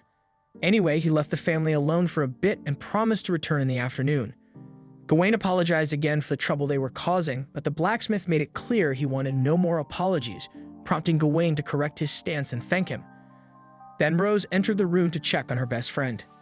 As time passed, no matter how many hours went by and no matter how much Cheyenne called to his sister, she never responded. At one point, Gawain called his son over to meet someone. The boy asked if it was someone who could cure Marie, but his father admitted it wasn't. Thus, Cheyenne refused to leave his sister's side, reminding his father that 4 days ago they had fought a monster that could barely be seen. That same day, there were reports of 10 other isolated incidents of people being attacked and killed by something invisible, and Gawain believed it was the work of the same creature. Since they were the only survivors, he was certain that his son, somehow, had the means to deal with this terrible monster. If the boy chose to ignore this threat, others might become victims. Nevertheless, Cheyenne reiterated his intention to stay by his sister's side until she improved, leading Gawain to lose his patience and question whether it wasn't important that others might lose their lives, considering the young mage could help save them, especially given that the monster was lurking around their village. However, Cheyenne felt this had nothing to do with him and didn't understand why he should get involved, as he only wanted to stay with Marie and nothing more. Also angry, the child asked if his father wasn't concerned about Marianne, prompting Gawain to raise his voice and reply that of course he was, as she was his precious and beloved daughter. But that didn't mean giving up on everything else would save her life. If that were possible, he would be willing to sell his own life to a demon. However, the truth was that wasn't an option, and all he could do was what little he could, and if Cheyenne helped, many could be saved from the monster. With that, Gawain asked for his son's help even more directly, looking into his eyes. Faced with the situation, Cheyenne was completely disarmed, remembering when Marie herself said that magic could be used for many things, whether for good or evil, that it might not be easy, but that there were many possibilities and only Cheyenne was capable of manipulating this art to save others. Thinking about this, Cheyenne mentioned to his father that his sister had talked about this and how she always thought of others before herself. Obviously, Cheyenne knew what his sister would say in this case. She would say that he couldn't waste time and should save whoever he could. Gawain added that she would not only say it, but would also drag him by the hand. So the boy accepted his father's request for help as a way to honor Marianne. However, after expressing these words of encouragement, the mage looked at the girl and felt something was wrong. Remembering a moment when they were holding hands, Cheyenne noticed a lack of magical energy coming from his sister. Because of this, he ran out of the warehouse and asked his mother to take care of Marie. After running away, he reflected that he had been near his sister for 4 days and had not noticed a very important factor. Later, he took his father to a clinic and found that those affected by lethargy had no trace of magical energy, or at least none of those present in this clinic. Additionally, he found no one with mana in the city, something he always saw wherever he went. Because of this, Cheyenne wasn't sure, but he believed that all the people affected had magical energy in their bodies. Thus, it was possible that Cheyenne could do something about this, considering that medicine had not been able to find a cure for this disease, and that perhaps the solution was magic itself, and that Cheyenne himself could pursue a solution to this problem. Gawain agreed that everything that had happened in the last 4 days seemed connected, not just the magic, but also their family. If this was true, then he reinforced that Cheyenne should meet a specific person. Thus, the man led his son to a very ornate throne room, making the child feel almost threatened by the oppressive decor. Soon, Gawain knelt before Lord Balf and apologized for the sudden visit, then introduced his son to the nobleman, who looked frighteningly at the boy and startled him. Gawain broached the topic of using lightning lanterns as a way to identify invisible monsters until Balf, who seemed terrifying, simply lost his composure and started ranting like a madman, questioning why all this had started happening to him after he began governing the region of Astoria. After all, cases of lethargy kept coming one after another to try his patience, aside from crazy monsters that didn't even appear. If he could, the noble would throw all the work he had onto his subordinates. Maintaining his composure, Gawain commented that this would be a major problem, given that this was an emergency situation. With that, Balf stopped his tantrum upon realizing he had no choice and commented to the two that the Merchants Guild had tried to monopolize the lightning lamps, but he had managed to gather enough to distribute some lamps to the guards. In response, Gawain applauded the Lord and stated that he was as efficient as always, making the old man laugh like a madman and reply that flattery would get them nowhere, while Cheyenne looked on dumbfounded at the bizarre situation. In due time, Gawain explains that the entire situation involving the appearance of the invisible monster and the lethargy are related to magic. Seizing the opportunity, Balf tells Cheyenne that the child's father revealed everything about him, and apparently, Cheyenne is a young mage capable of manipulating magical energy for his own benefit, and he might be able to help with the situation. If that's the case, he asks whether it would be possible to defeat the monster of Astoria by gathering all those with the same talent. However, the child responds that this would be difficult, as it takes a long time to learn to use magic, and most with the gift of sorcery have been struck by lethargy. Unfortunately, Balf reveals that the doctor's research on this disease has been progressing very slowly and few answers have been provided since then. Therefore, the noble would love to know if Shin has any idea what to do about it. The boy emphatically affirms that he does, lighting up the Lord's eyes. The young mage recommends conducting tests with live subjects, as when a person is healthy, their magical energy returns to their body when they rest. However, those with lethargy have lost their mana, and it's possible something is preventing this energy from recovering. Considering this, perhaps aiding recovery by Cheyenne donating some of his mana to the sick might help. Lord Balf responds that this seems quite dangerous, but even so, if the central figure of the issue, Cheyenne, can't handle the problem, the patients will continue to suffer the same fate.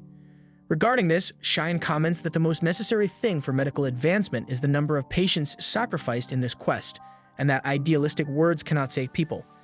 Therefore, he is willing to endure any dishonor that might come to save his sister. By the way, his idea is to start with those who no longer have a chance of surviving, and he's talking about the monsters. After this meeting, Lord Balf granted the boy permission to conduct experiments with monsters, provided collaborators who are experts in monster medicine, and soldiers to ensure combat with the creatures in the process. In Cheyenne's mind, none of this would be possible if he were alone, but he doesn't understand how Duke Balf gave so much power to a child like him, since he has never seen magic with his own eyes. Either way, it's time for the boy to meet his new research colleagues. The first is Cole Leister, assistant to his mentor, the renowned Dr. Alphonse. Honestly, Cole thinks it's a waste of time to participate in the whims of a rich kid, but since it was an order from the Duke, he has no choice. Then a woman intervenes and scolds Cole for his arrogance, saying he shouldn't speak that way to a child, especially since his only function is to serve the Duke loyally. This woman is Rafina Spurl, ruler of the region of Zepenlast of the Kingdom of Lycia, daughter and heiress of Marcus Alfred Spurl, and captain in the 75th Company of the Royal Knights of Astoria. Before she finishes her last word, the girl's visor falls off and she fumbles, giving Cole a chance to tease the daddy's girl, but Rafina assures that she is a knight of talent as her sword was personally granted by the monarch. Lastly, Bridget Kite introduces herself in the shyest way possible, and people around barely manage to hear what she says, but Brigitte manages to define herself as someone who understands monsters. Finally, Cheyenne thanks everyone for their presence and makes it clear that this mission is no joke, as they have a limited amount of information and evidence to work with. Outside the meeting place, the mage demonstrates his power by casting a bolt, leaving all his colleagues astonished and trying to understand what the heck just happened. Cheyenne explains that this technique he invented is called magic, which is created through the amplification and manipulation of natural phenomena using the magical energy within his body. Cole asks how this relates to the cure for lethargy, so Cheyenne explains that magic, by using the body and mind of the user, when used excessively, can cause terrible exhaustion, which in turn might leave a person lethargic. With this, Cheyenne asks if Cole doesn't think this symptom closely resembles the lethargy they are investigating, making the doctor's assistant thoughtful about the case. One way or another, the research group begins their research, and Rafina seems hardly capable of bearing the weight of her armor, which leaves her lagging behind the rest of the companions in the walk. Cole had work to do at the clinic, so only the other 3 members began the experiment with the monsters. Brigitte mentions that they asked her to investigate the invisible monster and asks if this creature also has a relation to the lethargy, so Cheyenne shares that to treat this disease he looked for ways to provide magical energy to the patients, but this energy is very dangerous and can kill the patient. The boy himself used it against some monsters, and when these monsters reacted with their own mana, the result was a burning that led them to death. With this in mind, the mage thinks that filling the patient's bodies with magical energy is necessary to cure them, but a safe method for this is needed. To conduct this research, subjects with mana are needed to perform this transfer. Then, when Cheyenne was about to comment about the invisible monster, mentioning that it's probably a specter, Brigitte loses her composure and grabs the boy by his clothes to know what the form of this specter is like, since she is obsessed with this subject. By the way, an armed creature has just appeared on the group's path. Cheyenne is worried, but Brigitte's eyes sparkle with excitement. In her turn being responsible for the team's protection, Rafina drags her heavy armor to the front line but gets tired of this crap and destroys the metal equipment in front of everyone with sheer brute force. Finally, she can prove to her companions that she is not just a pretty and spoiled face in this mess, but a warrior ready to show her worth in battle. In the face of a panicking Cheyenne, the warrior rushes towards the goblin, repeating all her noble titles one by one once again, before leaping towards the monster with her sword drawn. However, fearing that the goblin might hit his companion with its well-positioned weapon, Cheyenne casts a spell called Aligned Ray, but misses. Suddenly, he notices that his recharge was incredibly fast, and he's already able to cast another spell. Amidst this, Rafina also misses the goblin with a tremendously powerful strike that causes the earth to tremble and kicks up a large cloud of dust. The goblin uses this dust to hide from view and unexpectedly emerges at the girl's flank, but she manages to block the incoming blow with her sword, demonstrating incredible reflexes. However, the impact is so strong that it throws her directly into a tree. When her body rebounds and falls towards the goblin, Cheyenne must act quickly to prevent the worst, so he conjures both Aqua and Ray simultaneously, causing rain to fall on the target, followed by an electric current that is intensified by the water. Taking advantage of this, Rafina plunges her sword into the monster's neck, finishing it off for good. Later, Rafina gloats about delivering the final blow, and Cheyenne acknowledges his partner's strength while asking if she had never seen a goblin before. She admits that she has, although many orcs have settled in Zeppenlast, and they are much larger and stronger than a mere goblin. However, without her armor, dealing with these creatures is like child's play for the warrior. Cheyenne thinks it's great, but reminds her that they need the monsters alive for their magical transfer experiments, although the girl seems not to care what the mage says. Brigitte asks Cheyenne if his companion forgot the reason they were there, and he responds that she probably did. The next day, Shin returns home and asks Rose where his mother is while being served a cup of tea by her. The girl explains that Emma is now taking care of Marie, as Rose has switched places with her for a while so her mother can spend time with her daughter. Changing the subject, Rose heard that Shin started researching a cure for lethargy, so she wants to know if there's any way she can help in the process. The boy appreciates her willingness, but thinks it's best for her to focus on her own family's affairs, since she can't be traveling to Astoria all the time. The girl agrees, albeit reluctantly, and the mage reveals that he has 3 specialists by his side, so everything should go well with the research. Despite everything, Rose's best friend is going through a crisis, and she feels powerless, but Shin assures her that she is already doing a lot by helping around the house and with Marie's health. Then, Cola Leister takes Shin to the clinic, where he might find some clues about the cure. Upon arrival, the boy is introduced to the ward of patients with mild symptoms. He touches one of the patients and feels a slight flow of magical energy, as if it were draining, which makes the mage suspect that the root of the disease must indeed be in the reduction of mana. Considering this possibility, Shin recalls the conversation he had minutes ago with Cole, when the doctor was outraged by the wizard's desire to transfer magical energy to the patients, accusing him of treating people like guinea pigs for crazy experiments. However, Shin explains that magical transfusions are not the same as magical reactions, and that this experiment will only generate a bit of heat in the sick people. Cole questions the point of this, noting that the patients don't have magical energy, but the boy explains that they do have mana, so something might happen. From there, Cole begins to believe that this theory makes sense. Therefore, returning to the present moment, the doctor informs the mage that the patient's pulse has slightly increased, and there was even a quick reflex response, along with a rapid movement in the eyes. While applying mana to the patient, Shin saw that the tips of his fingers moved, indicating a reaction. It's unclear if it was reversible, so Cole suggests that they monitor the patient for some time and then gradually increase the mana dosage. Shin jokes that now they're finally taking the theory of a kid seriously, and, vainly, Cole Aleister corrects that he didn't say anything beyond the fact that it's worth trying.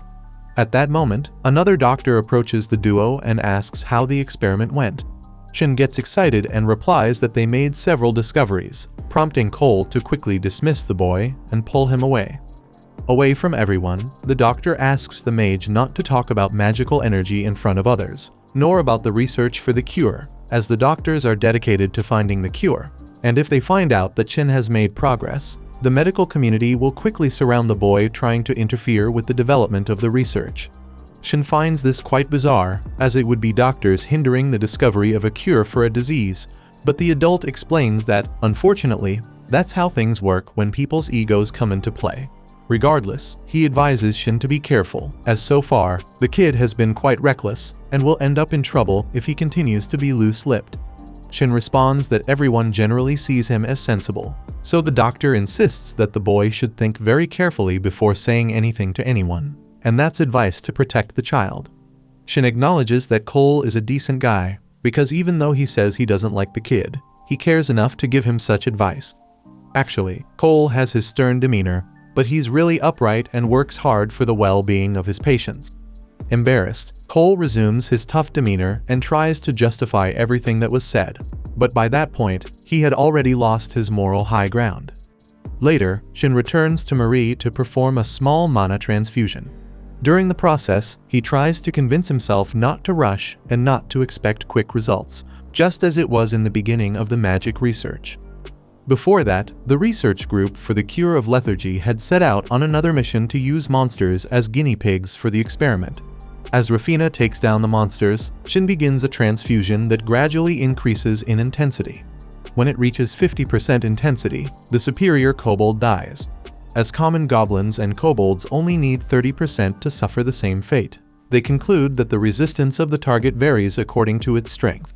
Bridget observes that when Shin applies the magical energy, even if it's just a little, it seems to burn the monsters, as if they were being purified.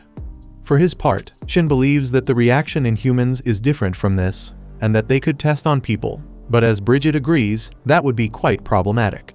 Interrupting the conversation, Rafina asks to exterminate the rest of the monsters, and upon receiving permission, she does the job mercilessly, but ends up falling alone when trying to lean on a tree, blaming it on a secret and invisible trap set by the kobolds that no one had seen. Returning to the current moment, Rose brings a basin with 3 trouts, as Shin had requested. Considering what he had discussed with Bridget about the experiment of transfusion in humans, the mage tried to take a step forward by testing the transfusion on common animals instead of monsters that would necessarily be purified in the process.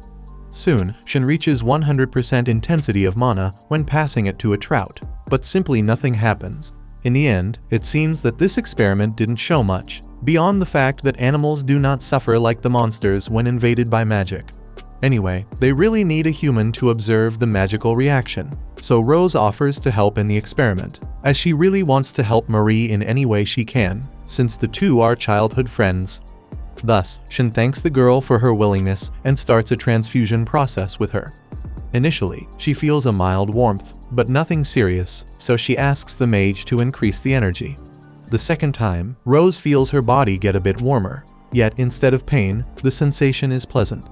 However, when it reaches 40%, Shin remembers the reaction the kobold had and becomes afraid of hurting Rose, so he stops the process.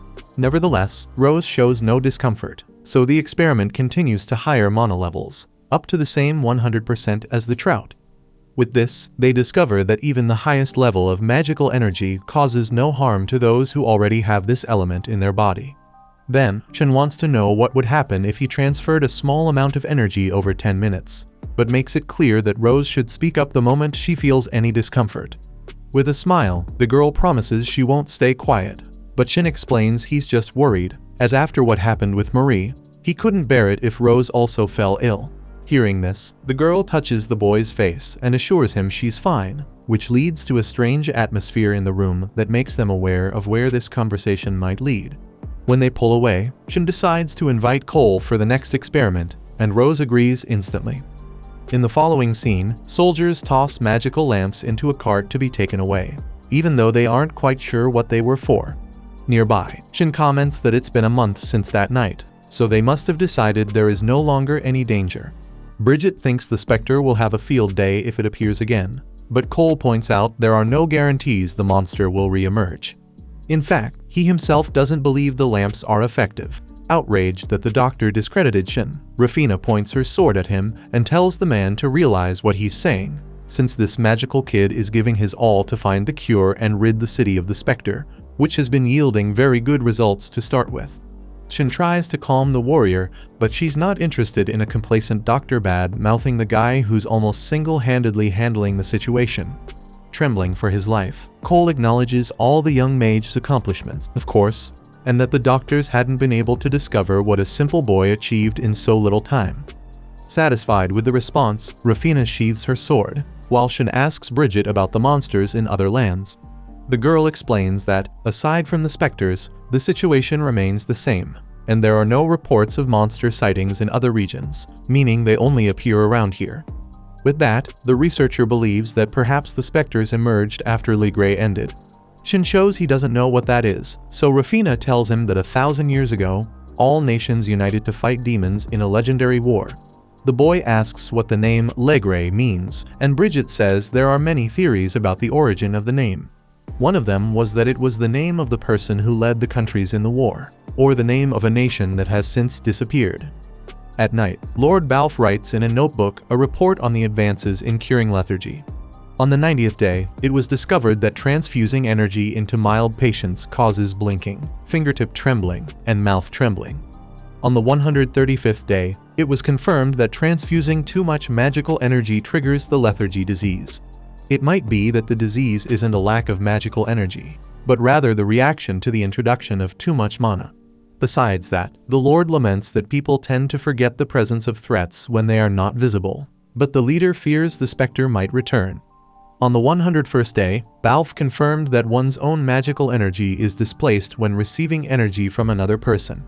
On the 109th day, it was discovered that Shin Ornstein's energy runs out frequently, and he is seeking a way to increase his capacity. From then until day number 572, no significant advancements in the research were made, leading people to just have faith that Shin Ornstein's brilliant lineage will be enough to reverse this situation and finally find the long-sought cure for the lethargy disease that has been plaguing the population of Astoria. Furthermore, to this day, the existence of specters has not been confirmed, which Balfe thought would be one of the revelations of Ligre, but there is no sign of this. Either way, the Lord prays he is mistaken. As the seasons pass, Shin is now 12 years old, and although no discovery has shaken the foundations of local medicine, one of the patients is now smiling, which was enough to move the man's wife to tears. Afterward, Cole notices the boy's skin is too pale and asks if he's sleeping properly. Shin assures him that he is, and that he's also eating well, but still, the doctor asks the boy not to carry the world on his shoulders, and that he's doing a great job. Shin jokes that Cole isn't usually so concerned, and once again the adult gets irate and tries to regain his tough demeanor. Next, Shin returns home, where Rose, Rafina, and Bridget were visiting. The boy feels his heart beat faster upon seeing Rose and realizes that his adolescence has really hit full force. Finally, Grass joins the visit, and everyone enjoys a good meal together, but Shin misses his sister greatly when he sees her empty chair next to him. Gawain asks his son to rest a bit, as he talked with the boy's mother, and they concluded that the kid will collapse if he keeps pushing himself this hard. Just as the man, everyone present agrees, for Shin has worked tirelessly for the past 2 years and is exhausted.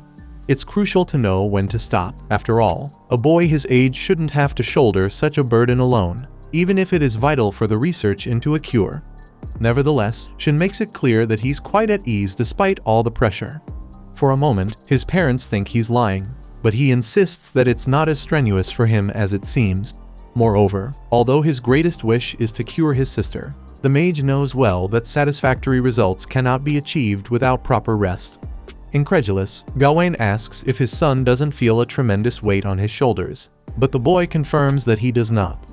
He explains that taking his research into magic as an example, he never knew where all that study would lead, yet he chose to persevere. And if he were to compare the lethargy research to that of magic, the current research is much easier, and he's willing to see it through to the end because that's what he wants to do, save his sister. Hearing this, his parents embrace him with immense pride. After dinner, Shin goes to Marie and promises once again that he won't give up on her. Amidst this, a loud noise can be heard from outside, prompting Shin to grab one of the lightning lanterns to check what's happening.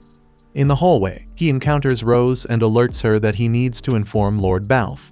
Rose offers to accompany him, but he asks her to stay and look after Marie and Emma since Gawain is in the village, and she's the only one capable of providing some protection to them.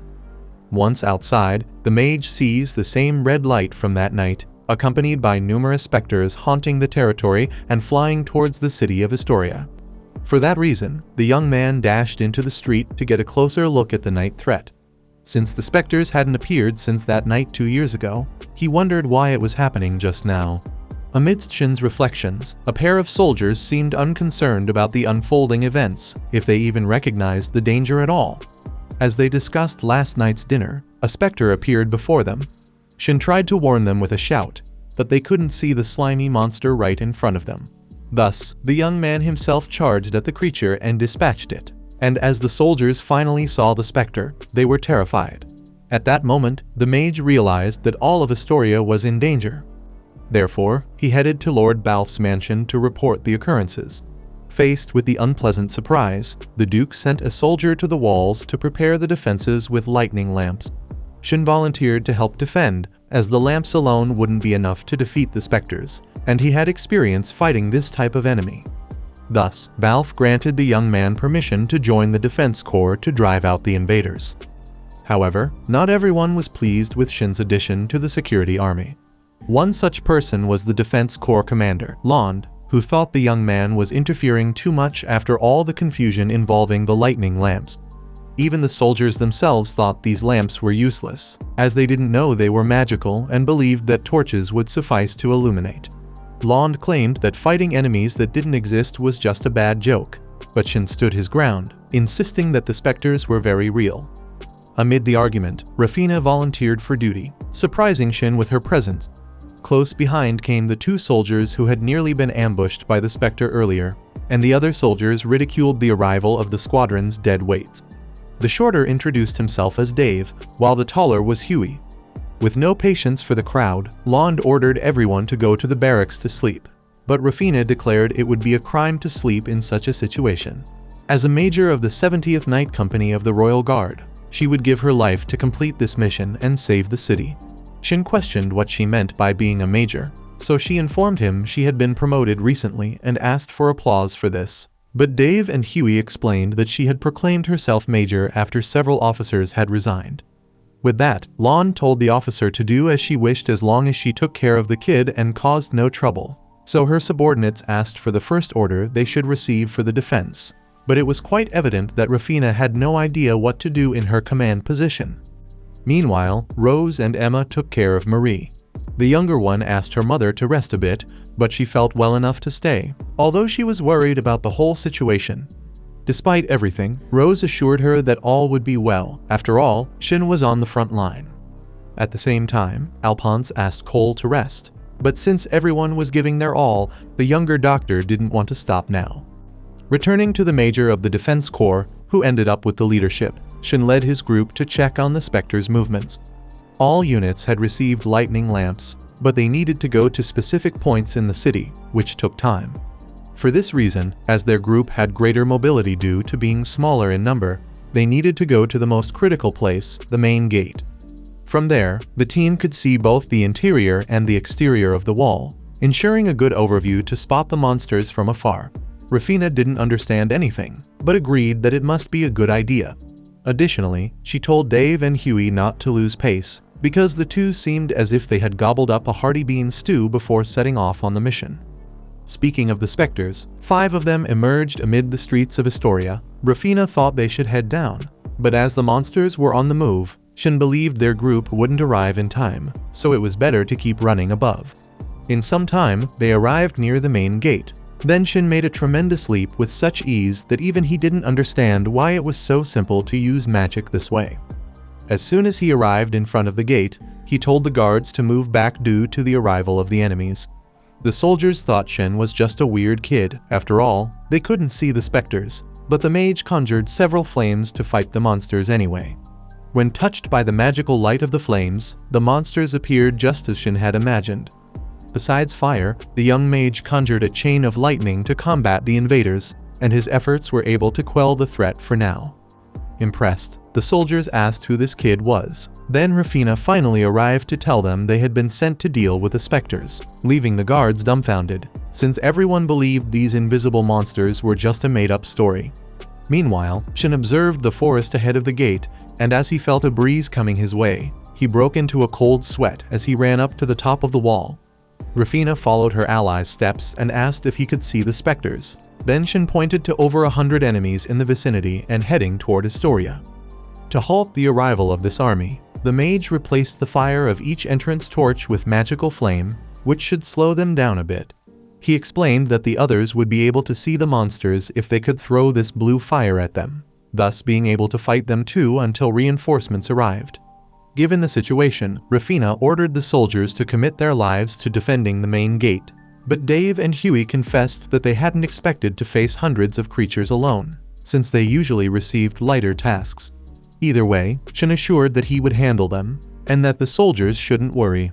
Remembering his past life, the boy reflected that his reincarnation in this world and his development of magic were meant for this moment. In the meantime, specters were racing toward the gate at high speed. As Rafina, Dave, and Huey braced for the worst, Shin vowed to protect his family at all costs. Gathering magical energy in both hands, he leapt into the midst of the enemy lines, unleashing an immense burst of magic on the specters. Despite knocking them down one by one, they kept appearing like a swarm. Rafina commanded her soldiers to support Shin, and although the two were paralyzed with fear, the warrior charged toward the monsters with her torch undaunted. Soon, Shin and Rafina shared the spotlight of the battle, the mage annihilating opponents with fire and lightning, while the knight used the magical flame of her torch to strike down any foes in her path. However, after some time in combat, the girl's torch went out, and she nearly got struck by a specter. Seeing things heating up, Huey decided to break a lantern to imbue his sword with fuel. He then lit the weapon with a blue flame and tossed it to the major, who was now properly armed against the threat. Meanwhile, unarmed, Huey had to dodge the specter chasing him, forcing Dave to hit the monster with his torch. As the situation began to improve, Rafina Shperl reintroduced herself as the ruler of Zapenlast from the Kingdom of Listia, daughter and heiress of Marquis Alfred Shperl, and major of the 75th Night Company of the Royal Guard of Istria. Boosted by his companion's confidence, Shin accelerated his attacks, becoming even more bewildered as, despite using an absurd amount of spells, his magical energy seemed far from depleted. From that moment, he looked up at the pink sky and started to believe it was linked to the night threat. Since that specter attack 2 years ago, lethargy cases had surged in Astoria, as excessive mana transfusion and consumption could topple health balance.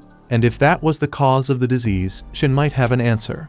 But he needed to focus on the battle now, for if he didn't survive, everyone in the city would be doomed. Amid this, Dave and Huey hurled torches with magical flames at the specters. When one of the monsters approached them, it bumped into a torch and died. Afterward, for some reason, several specters began doing the same, leading Huey to believe the monsters were using their bodies to extinguish the magical flames. To end the farce, Shin Ornstein used the flow of blue fire to summon a powerful mana arc in the sky, unleashing the Flame Tempest. a devastating power that swept the specters from the battlefield with surreal intensity until the last of them. After this terrifying spectacle, Rafina and the soldiers could hardly believe the mage had defeated an entire army of monsters. Concerned, the major approached her ally to check on him, and dripping with sweat, the boy admitted he had pushed himself too far, but at least he had annihilated the creatures. Or so he thought, because as soon as he finished speaking, Ornstein heard the scream of more specters emerging from behind the forest. Despite being far more exhausted, the mage saw no alternative but to continue fighting, so he ordered everyone back to their posts to prepare for the worst. Rafina emphasized that the boy shouldn't push himself further, but as he had promised, Shin needed to protect all of Astoria and his family, meaning he couldn't die there. At that moment, suddenly, Grast appeared at the gate, praising the beautiful battle led by Shin so far. He wasn't alone. Other men behind the blacksmith carried weapons and joined the line of defense at the main gate. According to Grast, Shin and his allies had held up well until now, but now it was time for the adventurers to show their strength. Joined by them, Bridget stepped forward to initiate the strategy they had devised. Thus, archers fired arrows imbued with magical flame so everyone could see the arriving specters.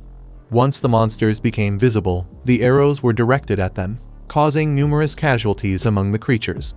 Impressed, Shin asked Bridget if she had devised this strategy, and she confirmed she had, considering that magic was effective against specters. Earlier, the researcher had met with adventurers and told them about the dangers these types of monsters posed, so she had asked for help from anyone willing to fight this threat. Having seen how Shin had striven all this time, the girl thought she couldn't stay behind and decided to seek a well-thought-out tactic to fight the enemies. With that said, Shin and Rafina returned to the front line to defend with everything they could, finally declaring victory for Astoria. However, despite the fantastic performance of the fighters, Lond appeared with his troops when everything was already resolved and accused the adventurers of being the real enemies by pretending to be invisible monsters to bring panic to the city. Rafina explained the true situation, and that it was thanks to the sweat and blood of these men that Astoria was safe, but the commander thought it was all nonsense, as he didn't see any monster bodies on the ground. Shin argued that there were also specters inside the city. However, Lond insisted there was nothing of the sort there. Faced with the situation, Bridget believed the specters had all come to the main gate for some reason, perhaps exhibiting group behavior. Whether or not, this left Shin unable to prove the existence of the specters, so Lond took the opportunity to corner the boy, stating that he had finally shown his true nature. With that, he questioned what little Ornstein intended to achieve by currying favor with Lord Balfe, and this attitude annoyed Grast, who condemned the fact that the commander had arrived only now that the fight had ended. By the way, the adventurers who fought stepped forward as witnesses to affirm the existence of the specters, yet Lond continued to claim everyone was lying, and ordered the suspects to be taken into custody. Despite the order, the commander's battalion exchanged looks and did not obey what was said, provoking the officer's wrath. Be that as it may, Lond was suddenly levitated into the sky and had his neck broken by a malevolent creature.